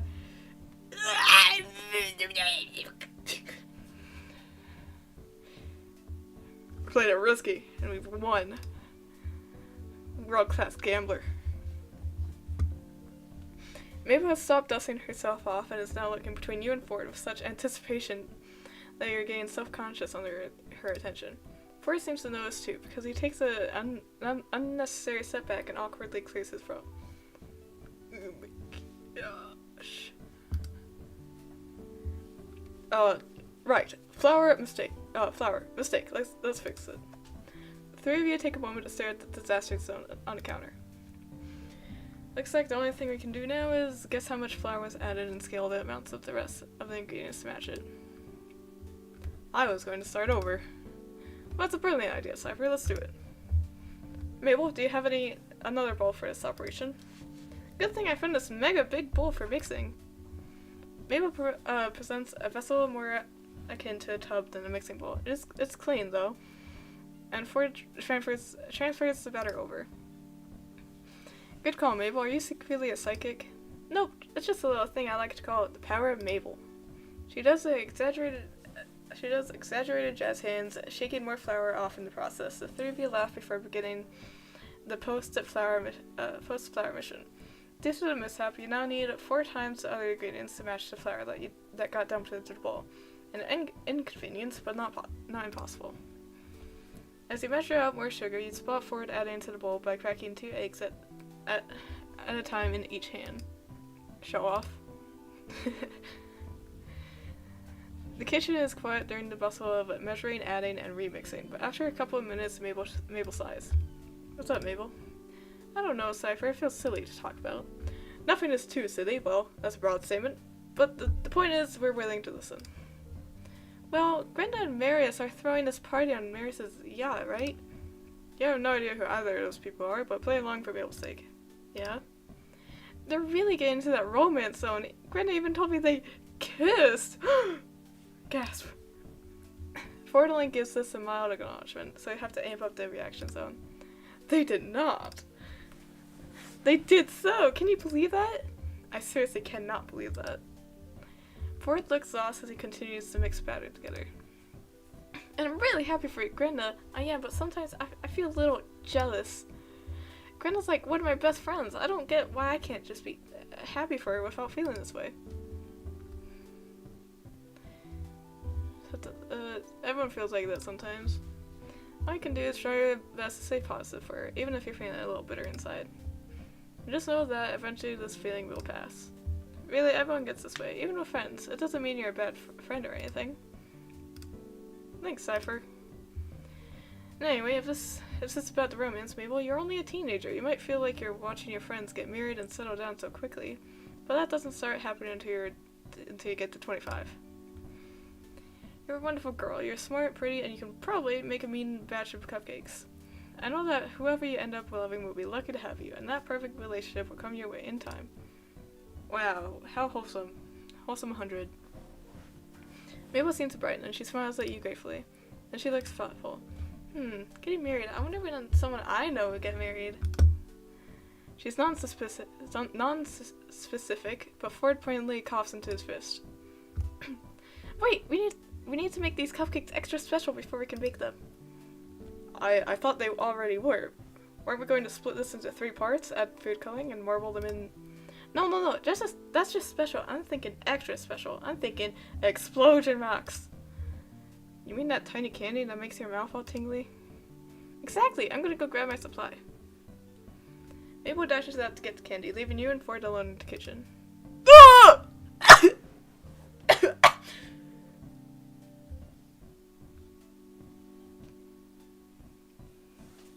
Sorry for that.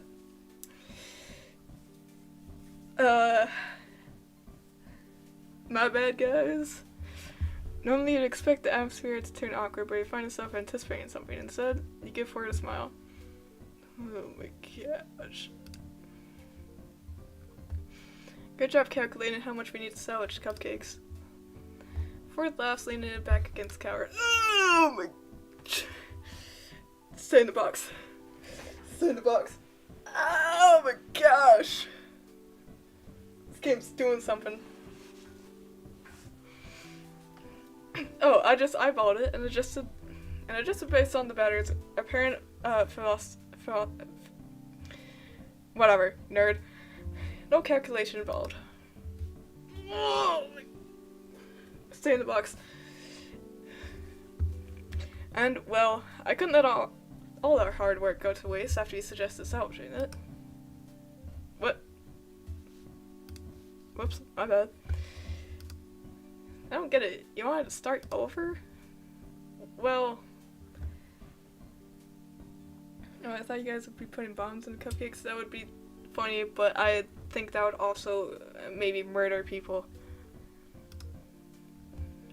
Well, I had a whole plan in mind. We were going to quintuple the recipe, and now it's more like octuple. But I think this was better. I think this was the better route to take. Now that I think about it, that was the last of our flour. Well, dang. Stanley needs flour for pancakes this week. Would he take cupcakes for breakfast instead? We're gonna have plenty of extra.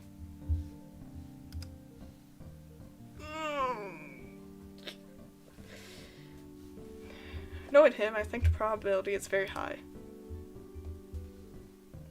Gosh.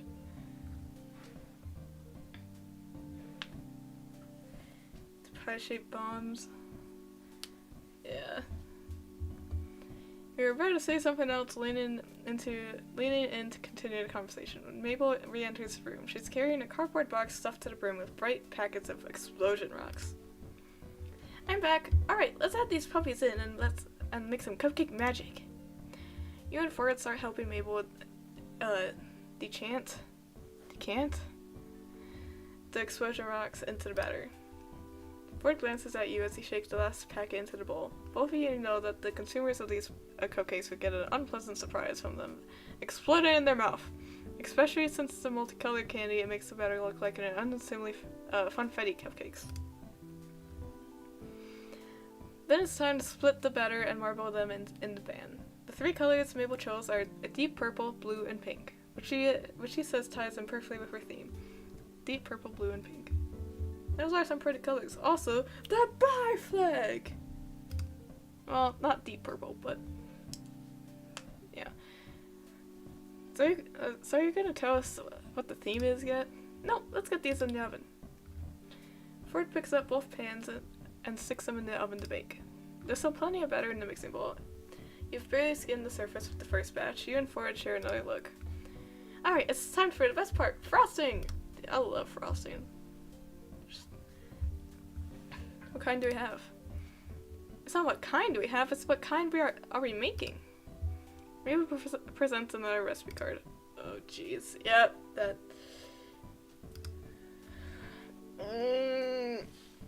At least we're doing stuff while also progressing in the relationship. It is 8 p.m. I am not going to 9 playing a dating sim. I was going to do other stuff. Oh crap, I still need to do a sketch for something. I should probably, I probably should have done that before I streamed a dating sim.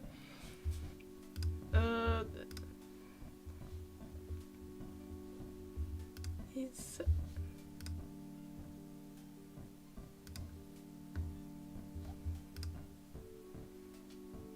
What are you doing?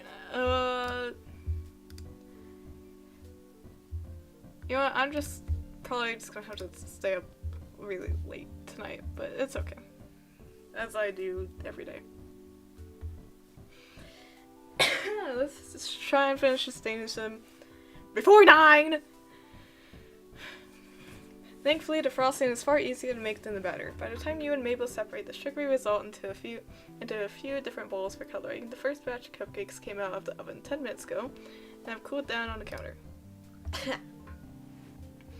As Mabel puts it, they're ready to be Mabelified. Ford grins at her as she starts dyeing a bowl of icing bright pink.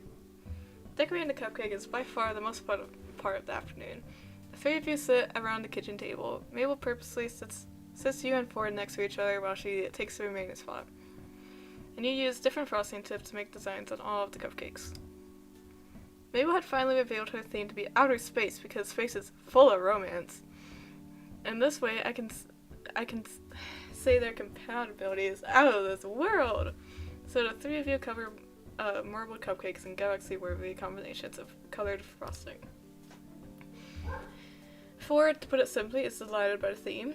You're pretty sure the constellations painstakingly iced on his last 25 cupcakes would pass as illustrations in the Stargazer's Guide. In the middle of completing a second Orion, Ford gets some icing on his face. A drip of blue somehow made it onto his chin, probably from testing the icing to make sure it tasted good. It did, of course. Mabel kicks you from under the table. Ow. Shh. And she nods her head at her grunkle, giving you a meaningfully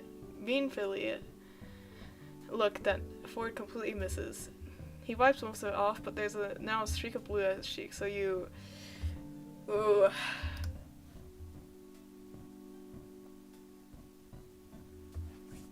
Alright.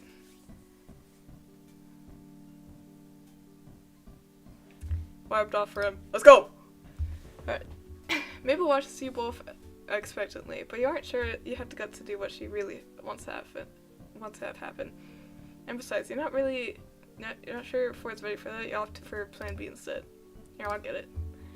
You reach over with a napkin to gently wipe the streak away, hoping he doesn't notice how your hands shake, but nervous from the close proximity. Ford is also hyper aware of how close the two of you are now. You can't ignore how his gaze drops from your eyes to your lips. Ow! See, and closer to wipe the icing away. Ow!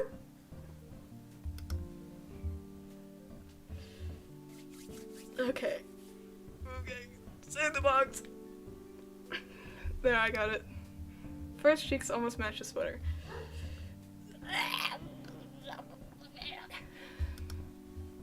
Oh, thank you, Cypher. Eventually, the three of you finish decorating over 100 cupcakes. Looking at them all lined up on the counter, you can really see the decline in quality as you, Ford, and Mabel got worn out. The last few have frosting and solid colors with just a handful of star-shaped sprinkles on top. Can't believe we're finally done. Yes, and I can't believe I'm saying this, but I think I've had enough of the night sky to last me the rest of the week. Oh, but we're not done. Mabel sounds about as peppy as she has all day, even though she must be as tired as you and Ford. There's just one last thing to do.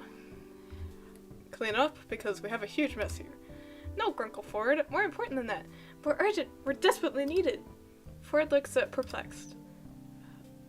What could that be? Oh, oops. The glitter! Mabel pulls over a sizable tub of blue edible glitter that had been sitting at the back of the corner of the counter for your guessing the whole afternoon you'd been in there. Unscrewing the lid reveals its sparkling, shining contents. Each of you grab handfuls of glitters, sprinkling literally over each cupcake. The only person who seems to be hesitating is Ford, who keeps stopping to attempt glitter gratings in order to keep his earlier icing work clear of glitter. Mabel always comes in after him, though, and fills in the blanks so that the whole thing sparkles. Soon enough, the tub is left nearly empty. Jeez. Great, all of these are for the party. Except this one's for Dipper, this one's for Grunkle Sand, this one's for Waddles. Mabel puts the exceptions aside, and in the end, the three of you grab a cupcake each. Reserve reward for an afternoon's hard work. You tap them together in a tomato toast and absolutely devour them. I definitely did not say that right. The cupcakes taste odd, but that's what makes it amazing. It's probably the explosion rocks you can detect. The faint spice of love and adoration. A good, if not perfect, cupcake. The remaining cupcakes are strategically fitted into the pantry among the cheese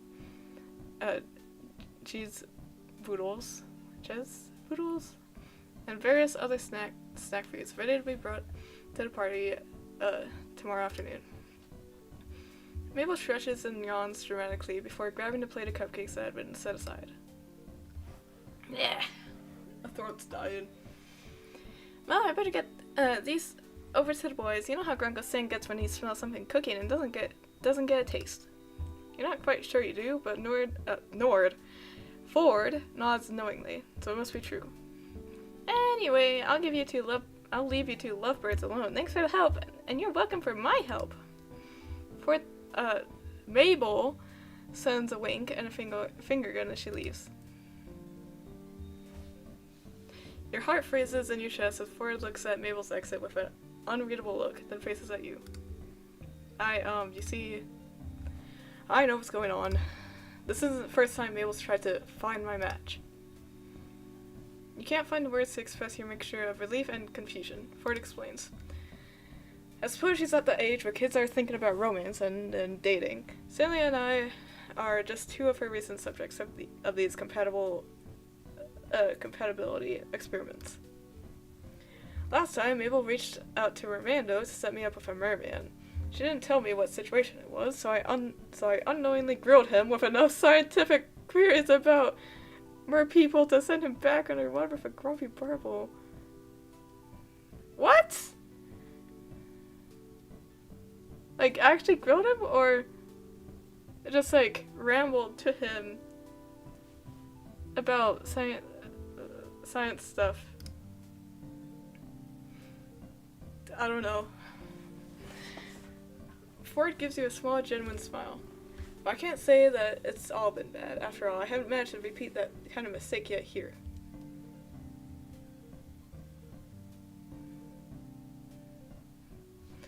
If you did, you'd be surprised by how much I know about mer people. So how do you think this match is going? Go put a high 6.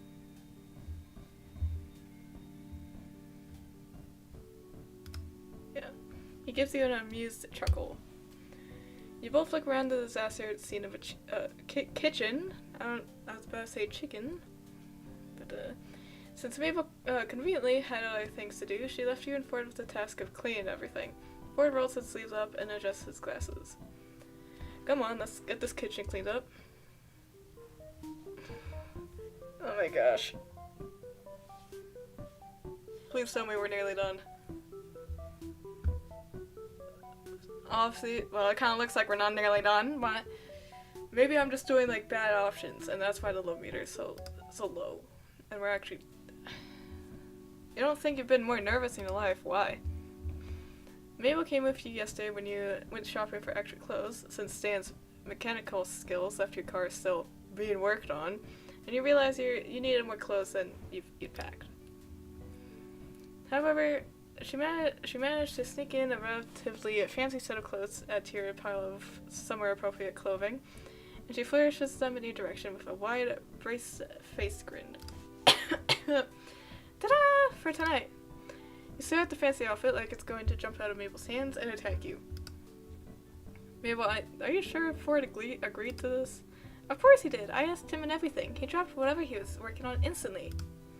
And it hit the other stuff on his desk, which fell on the floor. And then he said, I'd love to, but I need a fashion makeover. Please help me, Mabel. You're my favorite great niece.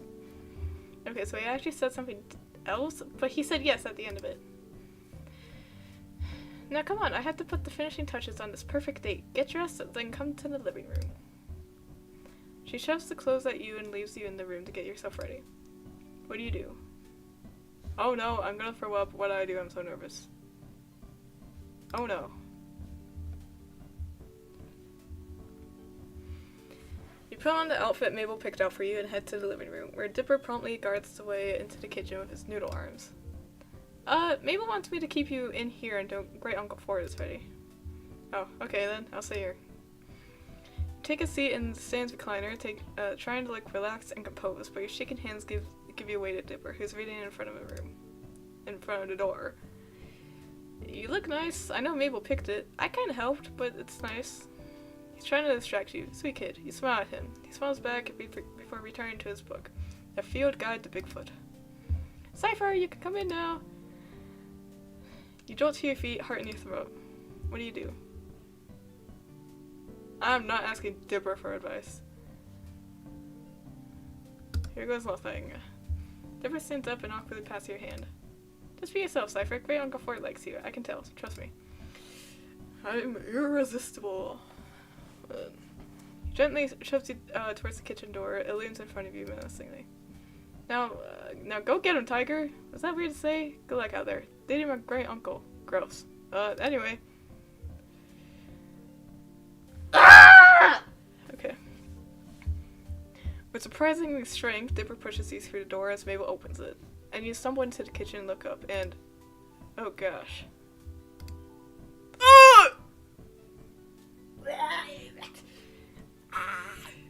It's fine. Wow. Hello, sailor. No! Stay in the box! Bad. Okay. Ford's dressed up too. He's in a three-piece suit with a maroon necktie. How did Mabel know your only weakness? Well, that and... wait. He has flowers? Oh my gosh! Ah! Stay in the box. Stay in the box. Get out of my skin.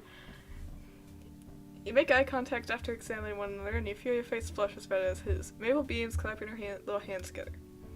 Yay! Now it's the moment we've all been waiting for, the Mabel certified dinner date of dreams! I knew Uncle Ford would be hopeless on a romantic dinner date on his own, so I'm here to make this one perfect. Only now notice that she's wearing a bright pink apron, and that something smells very burnt.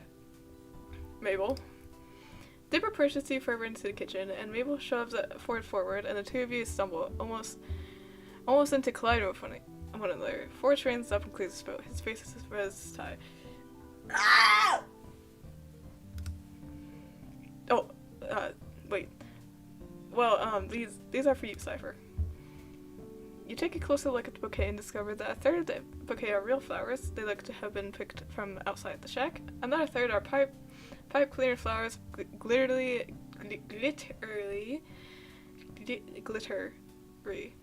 petals, and another third are origami lilies. Ooh, that's fun. Judging by both Ford and Dipper's paper cuts and Mabel's sparkly sticky fingers, they collaborated to make your bouquet themselves. Ugh. Okay, sorry. It's the cutest thing you've ever seen in your life. I didn't know you folded origami. Oh, well, yes, a little. Dipper made the majority of flowers, but he needed help curling the lily petals. That was my contribution. Ah!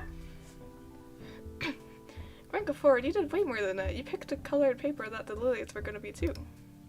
They're red, of course. From the limited knowledge of color symbolism, the message is clearly sent across, and you flush as scarlet as the lilies. Yeah. Thank you, Ford. They're beautiful. Well, I'm glad you liked them, Cypher. Ford smiles at you. You attempt to smile back, but you're too flustered to really make the expression. Hopefully he understands what you meant. Dipper takes flowers off you and manages to stuff the bouquet into an empty 2-liter bottle of pit. TM. What? Sticking it, Sticking it in the middle of the table, so you can't see Ford anymore once you sit down. You carefully scoot the face to the side until Ford's pink cheeks and nervous expression are visible again. Even if you're certain you look even more pink with embarrassment. I think maybe this is the last day, and then we're done. Well, I'll leave you guys to it then. Chef Mabel, you ready? Sure am, bro. That's so ready. Mabel is standing on a stool and readying 2 plates of food, the contents of which you can't see yet. Due to the mass of her hair and Dipper's hat, Ford waved at you and you turned to him, leaning forward so he can whisper to you. Do you have any idea what's going on over there? You're also planning to pour in sauce for their spaghetti. As long as there are no Brussels sprouts in the mix, I will pull through. She has a bowl of jelly beans, so whatever happens, I'm eating all those. Jelly beans. Oh, really? Not if I get to them first. The two of you share some intense eye contact in the name of rivalry before you start laughing, and Ford grins at you, shaking his head. Mabel whirls around and hops on the stool, brandishing 2 glasses of something disturbingly bubblegum pink. She places them down on a table with a flourish. Ta-da!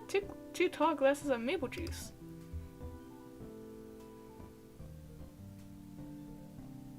Such a delicacy. What ingredients did you use?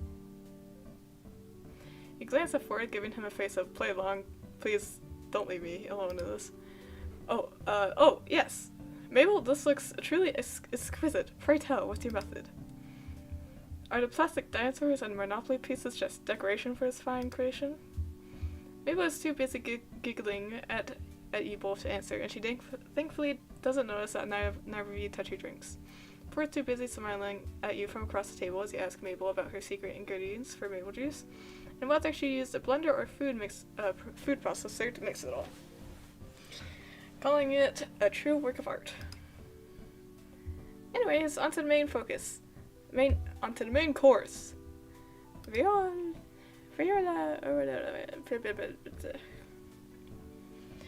Mabel turns back to the stove and grabs 2 plates of food covered with cloth. She places one in front of Ford and one in front of you, before stretching across the table and pulling both cloths off the table. Excuse me. At once. What awaits you on each plate is horrifying, to say the least. There's a pile of 3 very burned chicken nuggets. Dinosaur chicken nuggets. As if you'd expect anything else. How do you burn chicken nuggets? We were just baking! Okay. Some half-wet, half-dry noodles with a slice of cheese draped across the top and a handful of jelly beans, the special ingredient, of course. What? The Mabel special. I'm not a fancy cook. I'm just a cute little girl, but I slaved away at this romantic dinner for the 2 of you. Dang it. Mabel? Oh yeah, this looks... Or looks too panicked.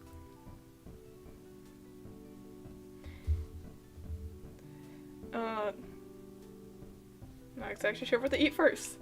There's so many choices. I'd suggest cleansing your palate with the jelly beans first, then digging right into the mac and cheese.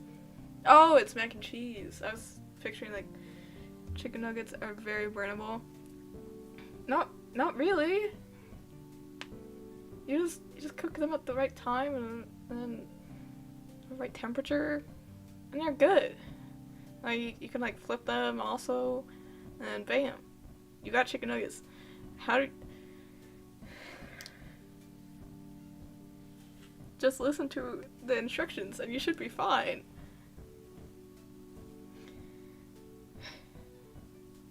I got that bit from one of those weird cooking shows Uncle Sam left on TV when he fell asleep. Now that's an idea I can get behind. The jelly beans, I mean. Now if I steal your jelly beans first. Ford arches a brow at you, but he grins at your Persuado challenge. You can take my jelly beans, alright? Over my burnt chicken nuggets. You're on. You and Ford dig into the jelly beans, going as far as to try and spear them on your forks to play on the part of high cuisine dinner. Ford seems to relax a little as the dinner continues, but once the last jelly bean has been eaten, the two of you go silent once again. Ford glances between you and the remains of his food. Swallowing hard, Mabel rushes in to save the date. Oh, of course, I forgot the sauces and stuff. Silly Mabel. Mabel goes into the fridge and grabs bottles of ketchup and mustard, placing them on the table next to... Is that the blue glitter we used on the cupcakes? Yep, you're lucky there's still some left. Why... Why is it here? Garnish, silly. What do you garnish your meal with? Okay, wait. What do I have? I have mac and cheese and burnt chicken nuggets. What a very nice romantic dinner. Okay, chicken nuggets and, well, ketchup is usually good with it. It's not boring choice. Fine. We'll go back and choose blue glitter. Game really called ketchup boring. Whatever. Screw you, game. You pick up the glitter and shake onto the burned chicken nuggets. While they're now blue and twinkly, the glitter hides the burned bits and makes the nuggets look a little more fabulous. Why? They're pretty now. And add a little glitter and anything's possible. They're really throwing shade on ketchup. For real! Like, what the? It's also, like, the best option. Okay. Gotta choose glitter to appease the game. Ford laughs and you hold the bottle of glitter in front of him, shaking it enticingly. Come on, join me with my pretty nuggets. If you say so. Ford decorates his nuggets with glitter and your respective plates shine under the kitchen light. Mabel looks at you both expectantly, like you're going to chow down into your dinners now that they've been appropriately sauced up. Eat up, you still got a lot of food left. Once I tried hitting chicken nuggets up for 2 minutes and 50 seconds, I did 25 minutes and they were burned. Well, that would make sense if you cook chicken nuggets for 25 minutes. Ask Ford to critique his dinner. Attempt to eat the burned chicken nugget. Take another long, hard sip of your drink.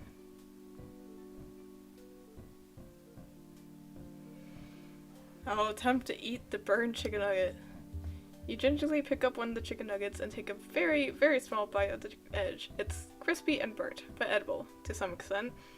You swallow your bite and quickly take a sip of your drink. Ford stares at you in total awe, like you just defeated a Gremlin with one punch. You have glitter on your mouth. Now I do? Where? You lean forward and question, and Ford carefully reaches his arm over the table, wiping the glitter from your bottom lip. Both of you flush at the...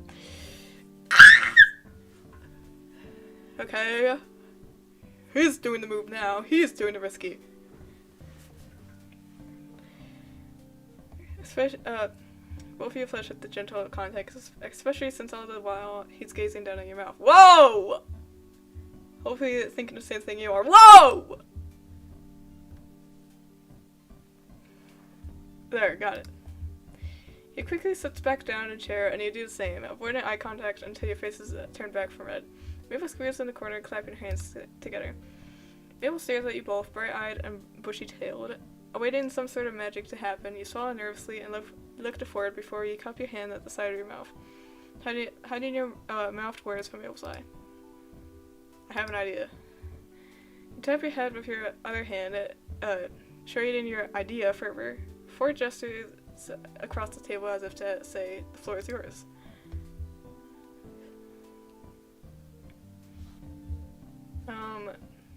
Ask Mabel about dessert.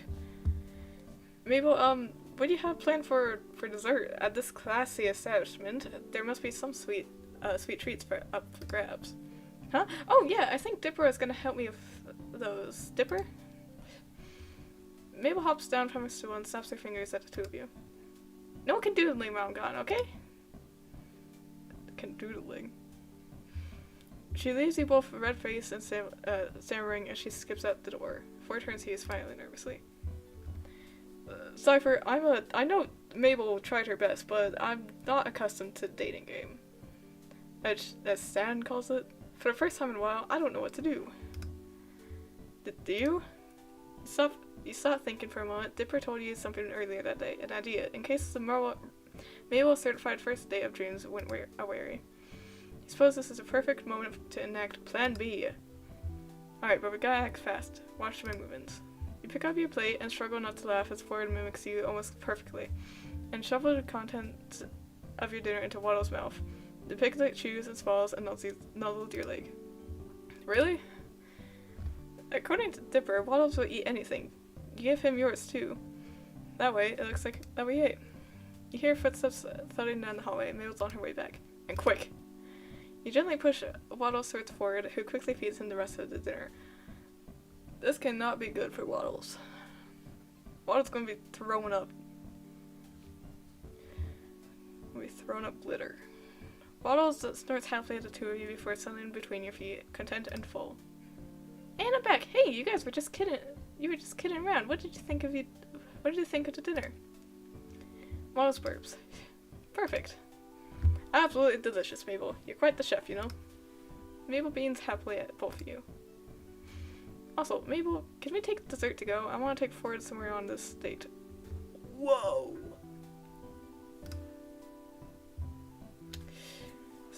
Okay. Going somewhere. Ford flushes Scarlet at that. Mabel looks between the two of you and nods, waggling her brows at you. You sly dog, of course! For a popsicle each, you lead Ford away from the shack, away from town, and up on a hill. I'm gonna kill him! Where are we going? Oh, this is it, but... Oh, it's 9 p.m. Ah! Okay, I think we're nearing the end, though. You point upwards with your popsicle and... Oh, wow! A meteor shower. The timing almost seemed too perfect. I didn't want to miss out on seeing it with you. The romantic that I am. We both blush as we sit down, shoulder to shoulder. I'm surprised you went looking into meteor showers, Cypher. Well, after our last time searching for anomalies, I got curious about other celestial stuff. Also, Dipper told me about it. Plan B. Ford laughs. That kid's bright. Twins are very, very smart. And very close for siblings. Ford pauses, and it's obvious there's something on his mind.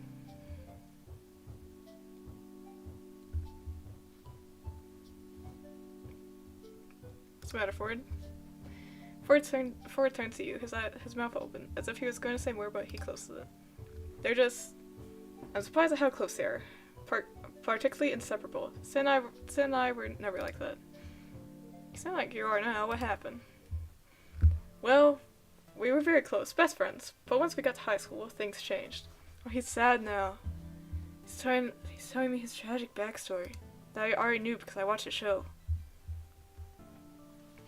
You realize that Ford's hand is resting a few inches from yours casually, so casually that you're almost casual Fridays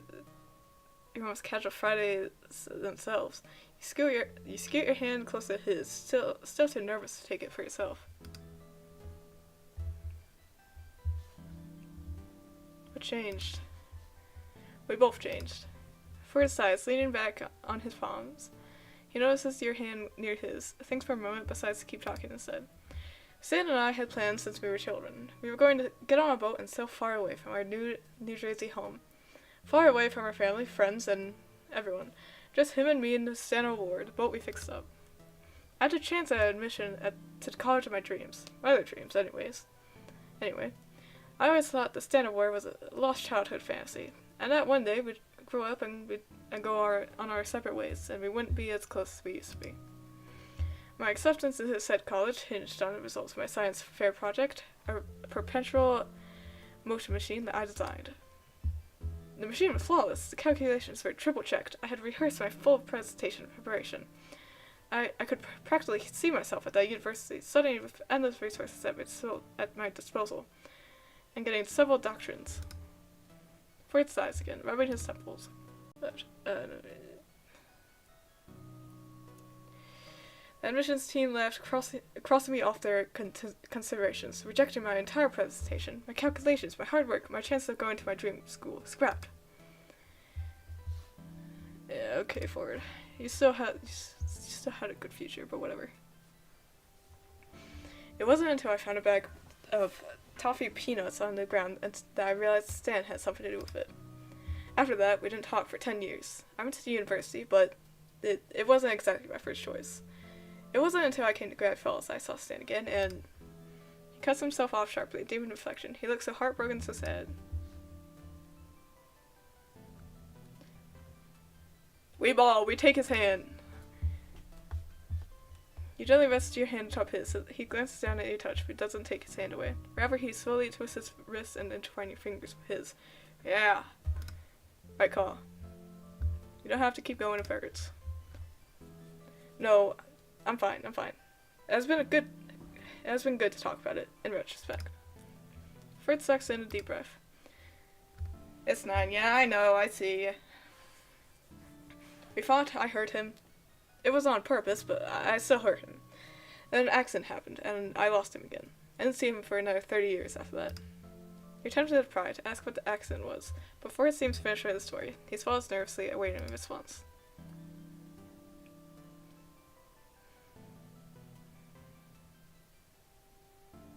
It wasn't your fault. Well, you know.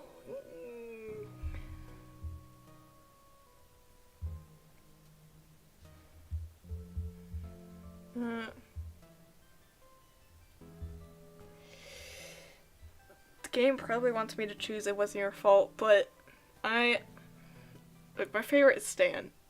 Alright. And from retrospect, I don't know. I guess they both kind of were at fault. I'm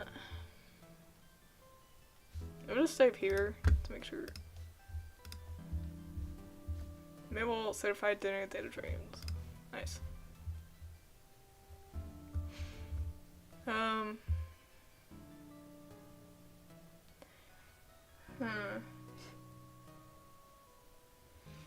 If I choose the second option, it could be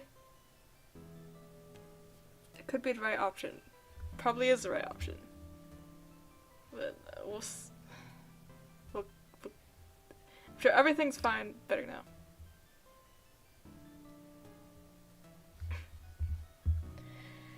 Yes, of course. Wait, no, I don't know. I was selfish when I came back. I blamed him for everything. In a way, it is his fault, but he did his best to keep us together. Ford exhales. He looks tired, wiser than you remember. The man you played Dungeons and more dungeons seems to have disappeared.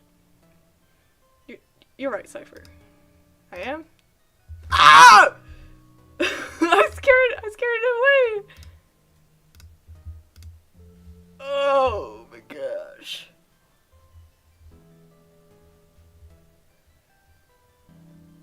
Wow.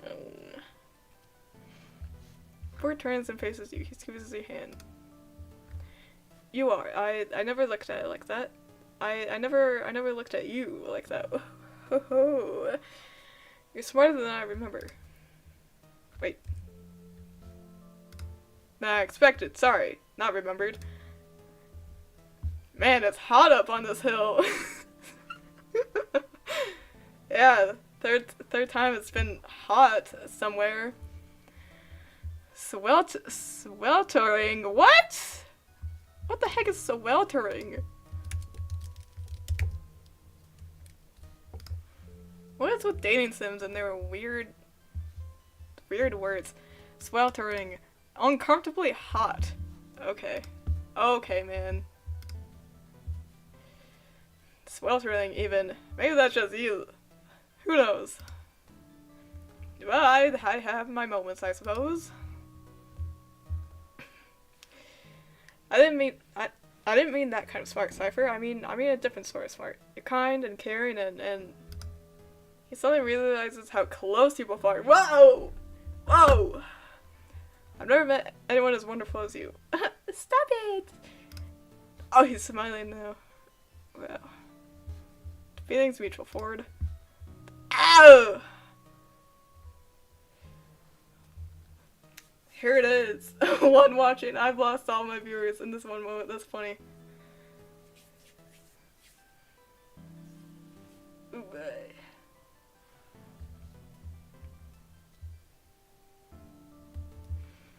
Weeball. Oh, you're still here? Well...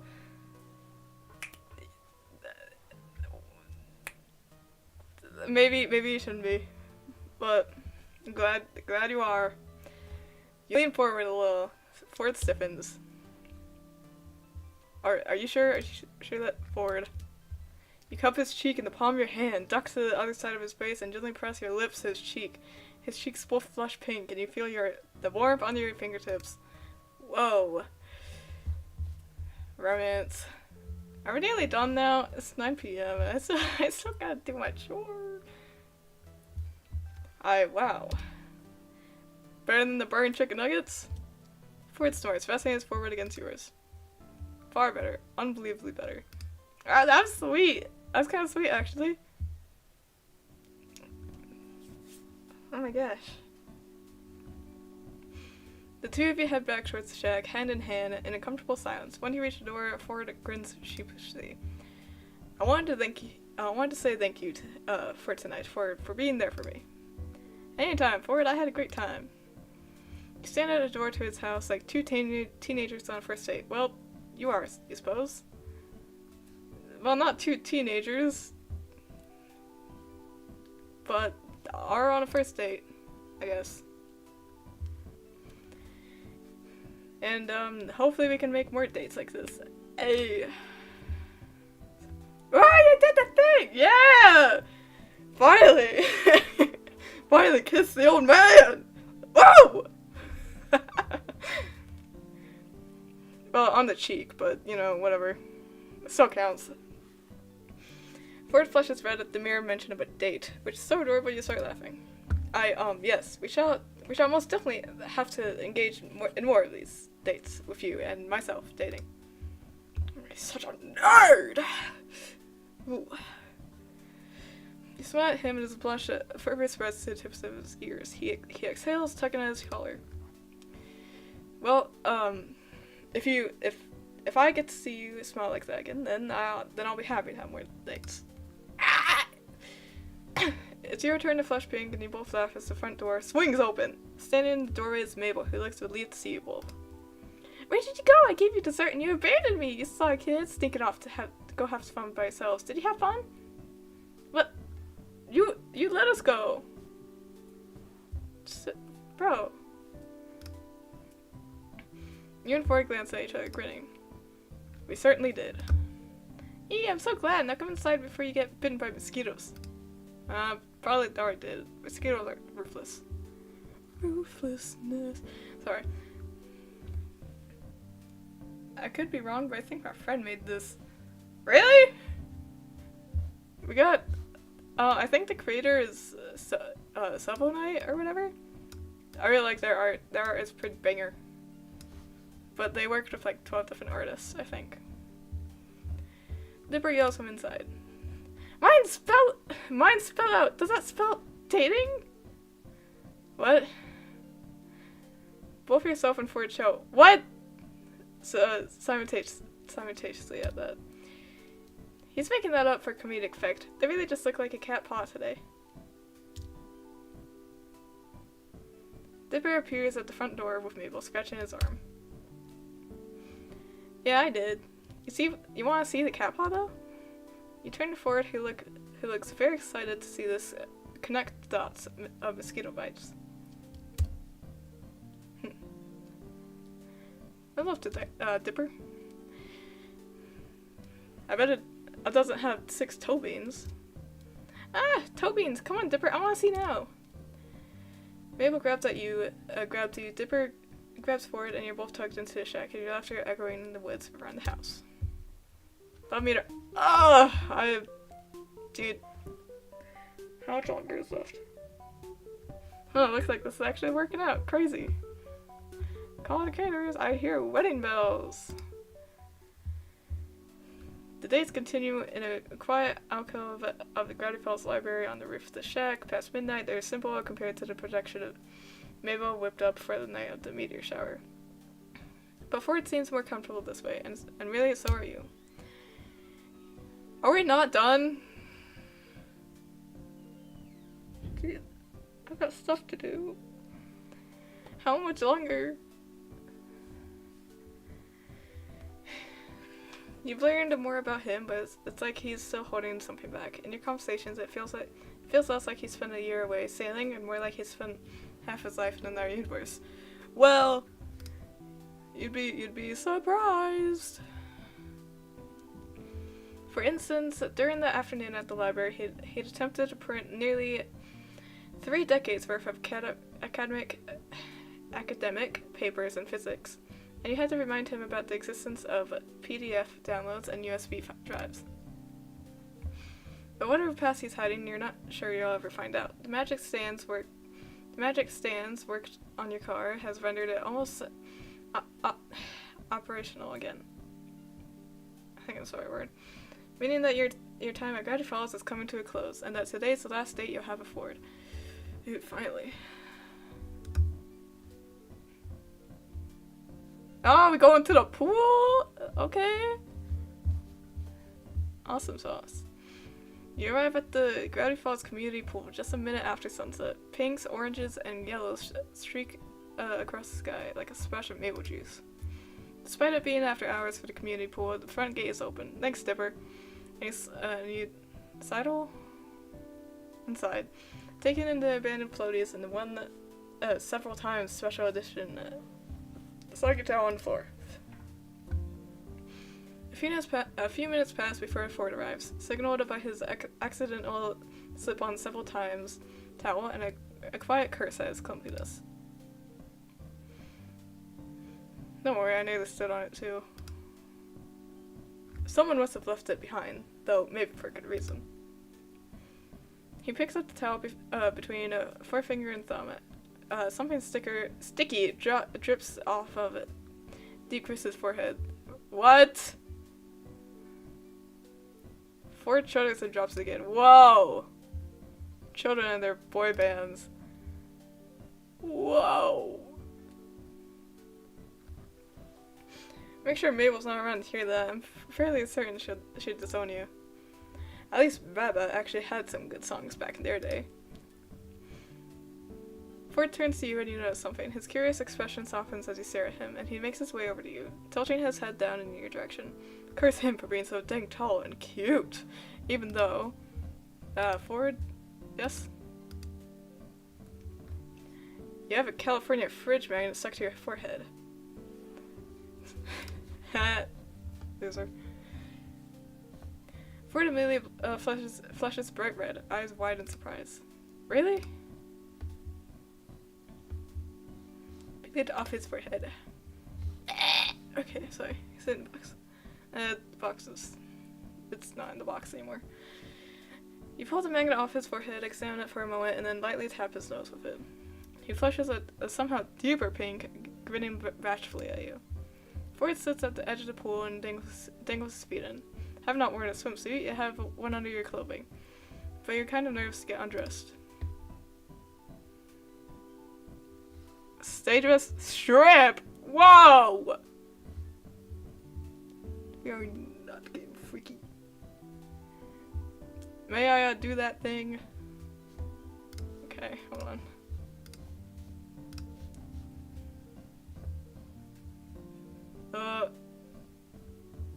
We ball! You shrug and start taking off your clothes, which probably starts sport into an even deeper embarrassment. Grab the swimsuit underneath. You sit forward on the edge of the pool, swinging your legs back and forth in the water. The two of you sit in silence for a moment.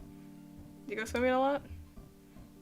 Me? Ah, no. I used to swim a lot as a child, since we lived close to the ocean, but now not really. Why not?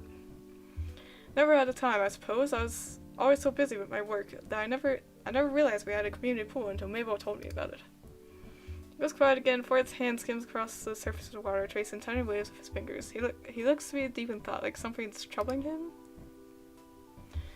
What's the matter? He looks up at you, wide-eyed and blinking behind his thick glasses. Oh, nothing, just thinking. You stay silent and instead start swirling your finger in the water too, occasionally curling your finger around his, as an accent, of course. Yeah, sure, pal. Eventually you both stop messing with the water and leave your fingers linked together. Whoa! Which gradually turns into his hand taking yours and all of your fingers intertwining, knuckles brushing against the water. Wow, we're holding hands, oh my gosh. It's 9:14 now.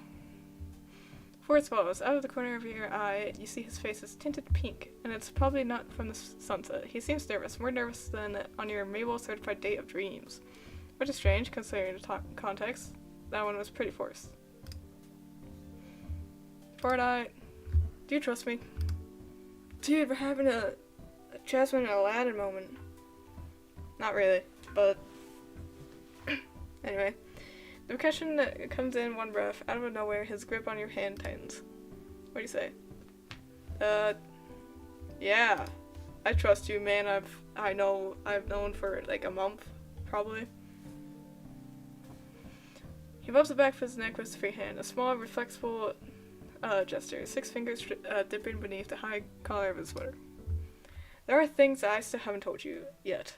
Things about myself. Things I'm not sure you'd like. Of course, there's the Great Uncle Forth side of things, with Dipper and Mabel, but you don't really know what happened to me while I was studying here 30 years ago. When you're ready, you can tell me. You don't have to go into detail about it if you aren't ready to. Before he looks down at the water, at his reflection, he frowns, closes his eyes, and thinks for a moment. You've proven yourself to be a good companion, to put it lightly. Of course, the whole dating thing. He blushes, forward coughs when you start giggling. Well, what I mean is, there's nothing out about you that could do me significant harm. Just wait until I peel off my human skin and become a lizard person. Within the such a species residing on this earth, there exists a race of lizard people, and surely they rock among us, Cypher. That subject is no joking matter. Stare at him, an eyebrow raised. Both of you burst out laughing, the sound echoing around the empty pool, and from the corner of your eye you notice Forrest scooting closer to you. Cypher, you hadn't heard of Gravity Falls until you crashed into the shack because of my magnet gun, correct? I heard about the shack being a tourist trap in Oregon, but that's just about it. Gravity Falls wasn't even on my map. Why do you ask? That's to be expected. Most people don't know about Gravity Falls until they see it for themselves, or do elaborate research on it.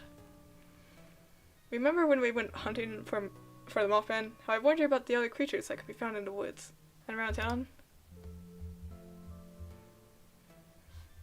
You mean the leprechaun and the Graham Robin? Oops. There are so many more oddities, bizarre creatures, geographic anomalies, secret societies, and strange townspeople. Like I've said before, this unique concentration of weirdness is what drew me to Gravity Falls in the first place, and made it to the perfect place to conduct my research.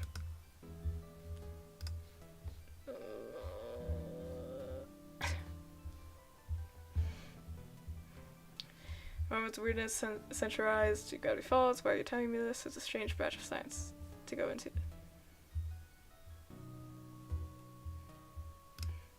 Exactly! That's what I wondered. My biggest question during these studies was, why? Why was this town so strange? I tried to find an answer, a unifying theory, that would pull my research together and finally grant me success. But I hit a wall in my search. I had no ideas, no leads, with nothing and no one to help me until I found a being by the name of Bill Cipher. Yeah, I don't know that guy. I don't know that guy at all. I'm definitely not him, as my name is Cipher, not Bill. He came to me in my dreams, claiming he was a godly muse, a friend, someone who could do a lot with a little help, and I believed him. Ford continues with a certain bitterness you've certainly never heard in his tone before. I put my unconditional trust in him. I asked for his wisdom, for his guidance, put him on a godly pedestal and worshipped him, even going so far as to litter my house with his image. Homo. Did I have, like, posters and stuff? Did he build the door? What happened to it? What door? I like to think that certain other people would quite enjoy being worshipped like that. Do you have, like, posters and stuff? Ford stares at you incredulously.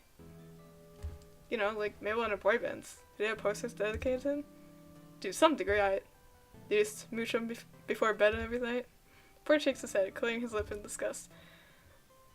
Thankfully, I harbor no feelings of that nature toward Bill. I looked to him for knowledge, and knowledge alone. But I did have a shrine or two. Wouldn't put it past you. Well, when I consulted Bill about my unifying theory, he told me that my answer lay in another dimension, and that he could help me build a portal to it.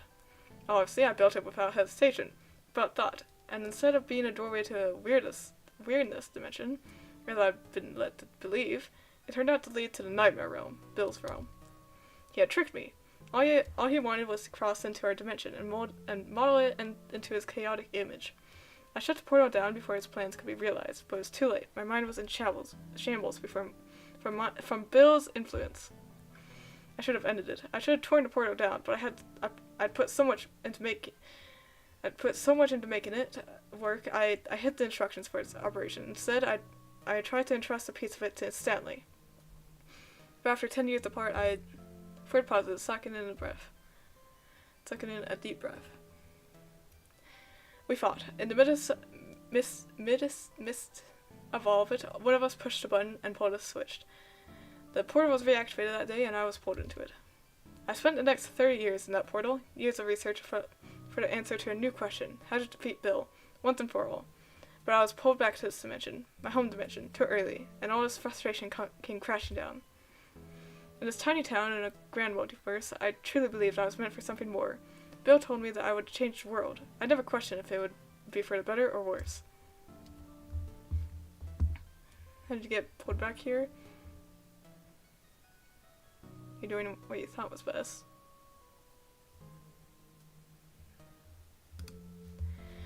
At that time, of course, but I didn't realize the repercussions of my actions would be so catastrophic. But you did it, right? Did what? Built the portal, left, came back, etc. Otherwise, you wouldn't be here. I did, yes, but I didn't do it alone. I was pulled back through the portal by Stanley himself, and Dipper and Mabel, of course. However, because the portal had been reactivated, Bill could enter our world at any time. I was through the portal device once and for all, but what was left was an interdimensional rift in space-time. Left over from the portal's last operation. It had the potential to let Bill through our dimension. It contained it, but the rift shattered. Bill entered the physical dimension and wreaked havoc on Grand Falls in an event called Weirdmageddon. Bizarre-mageddon would have been better. Nah. What'd you do?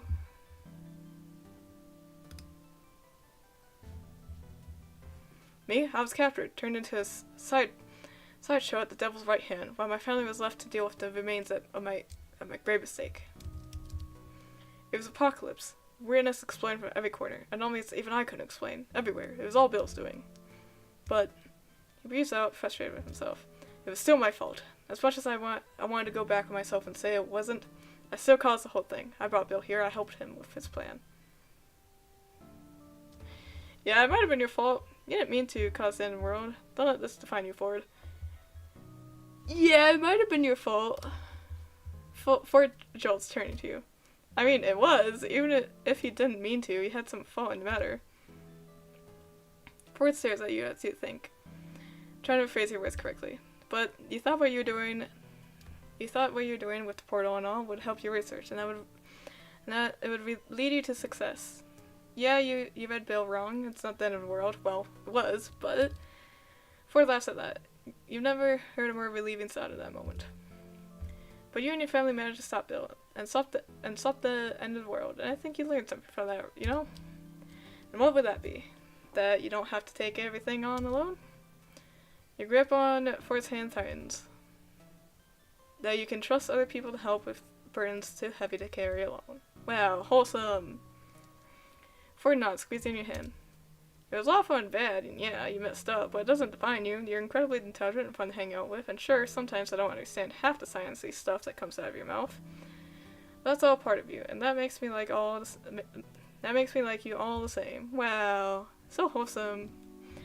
Ford finally turns to look at you, and he winds an arm around your shoulders. Scoot closer and complete the hug, draping your arms across his middle and hugging him tight. Wow.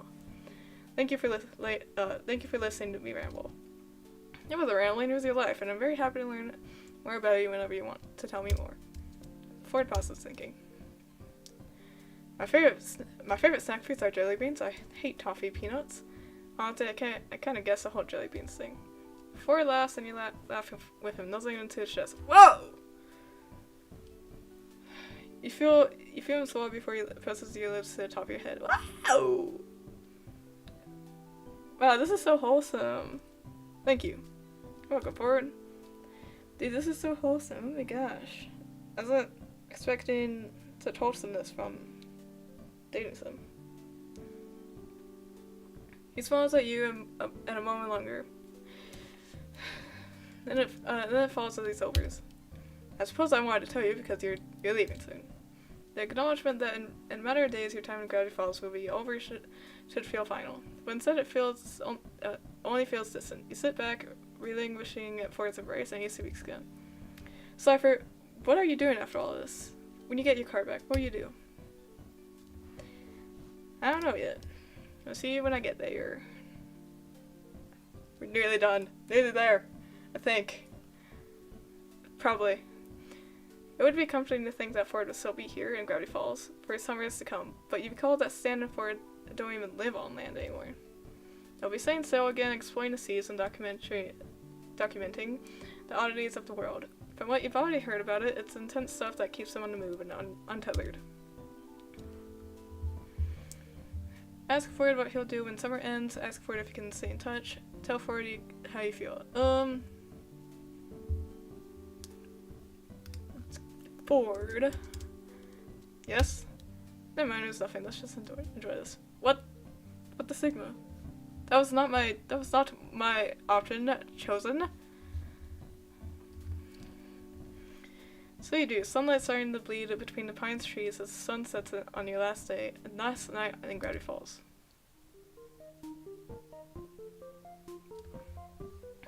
Well, we didn't get the meter all the way up, but whatever. Call to caterers, I hear wedding bells. Yay! It's your last night in Gravity Falls! Woo! We're done! We're nearly done! Weeks ago, you'd worried today would never come, but now today it's here that you don't know how to feel.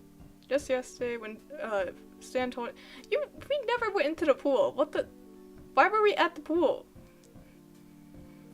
When Stan told you your car was good to go, you wanted to believe there was something still left for it to fix. And yesterday evening, after your final dinner with the whole Pines family and Zeus, how much time has this taken? 2 hours today. It's been like 4 hours in total because the last time it was nearly 2 hours. So it's a long game.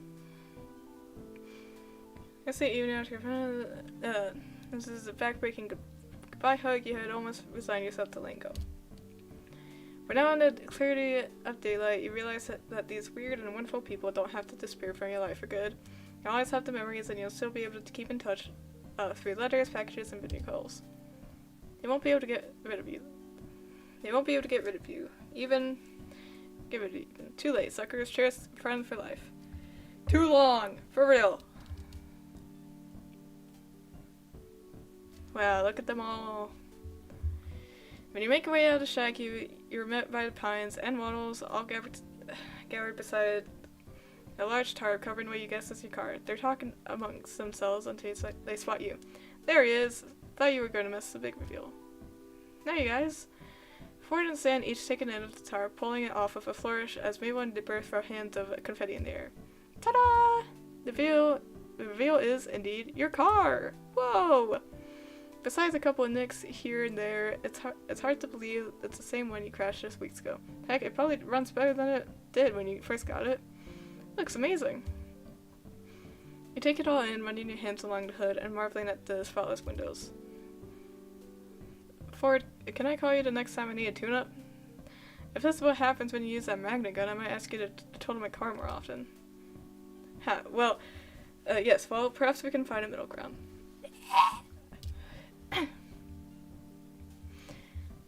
Hey, no love for me, huh? Don't forget who got you out of this mess in the first place. I could never, trust me, I'll think of you every time I use my windshield wipers without jamming a button. You laugh, giving Stan a big hug in gratitude. Thank you, Stan. You turn to the whole family, taking a moment in. Thanks to all of you for everything. It's been great, unforgettable, weird. It's been great. Familiar car keys back in hand, you unlock your car and load your belongings into the truck. Mabel comes up and hands you a package wrapped entirely in ribbons and bows winking. Just something to remember us by. Stan calls from where he stands forward to the left of your car. I don't know what that is, but it's from me too. And me. Dipper simply shoots you a thumbs up, and when you look at the label on Mabel's gift, you see his gift is already on it besides hers. Save it for later.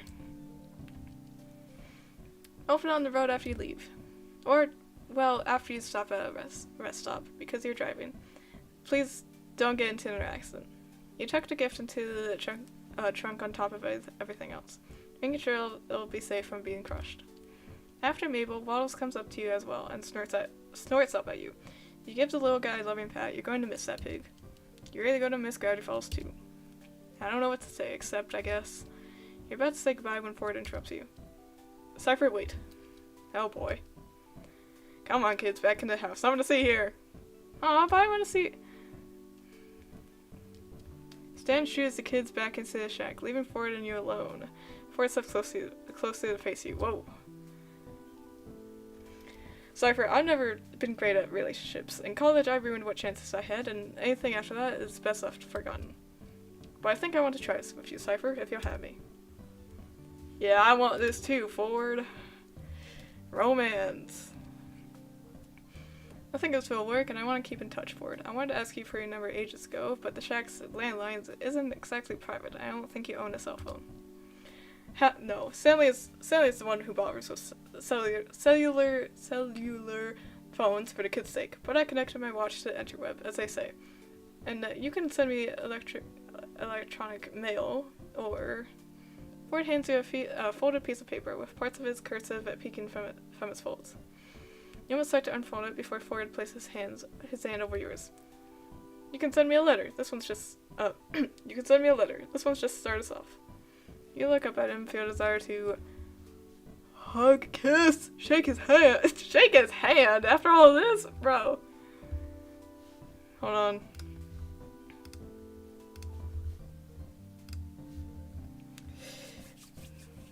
I think we play it risky. Yeah, we go for it.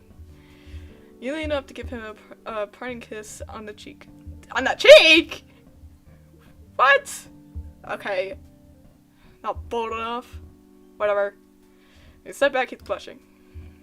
You know, Cypher, meeting you has made me incredibly glad that I made that mistake with the magnet gun. Not that stranding here was positive, but remember me, alright? Same to you, and don't forget me while you're off saving the world on the Stand of War. Goodbye, Ford. Ford watches you as you get into your car and start up the engine. You turn onto the road with ease, and in the rear view mirror, you see Ford waving goodbye, as well as Dipper, Mabel, and Stan from the shack. You smile at the sight and say your last goodbye into the quiet of your car, watching it until you have to focus on the road once more. A little while longer, and you're through town, back on an open road. A sign passes on the right. Now Now leaving Gravity Falls. Woo! Let's go! We finished it! Finally! It's not until you're at the next rest stop that you think to open Mabel's gift, or, well, the Pines family gifts. You unwrap it to find a Mr. Shack souvenirs, a small knitted square Mabel has helpfully labeled as a mug, a sweater, and a photo. Wow! Oh! Wait, what was that? Oh! Oh my gosh. Oh, anyway. Yeah! Finally! Okay. What? Return. Thank you for playing. Yeah! Woo! Finally! I'm free! Gallery. Ooh. Yes. We're missing 2 photos. Gosh. Yeah, this is nice. Good art in here. Will I go back and get the other photos? Probably not. I don't care. But yay! We did it! We finished the game! Yay! Now I'm gonna go now because it's 9:30. I think it's nearly been 3 hours of this. Yeah, probably. Well, thanks for joining the stream, whoever was there. You know, whoever stayed. We don't speak of anything that has been said in this stream ever. Alright? Anyway, well, thanks for watching. Goodbye.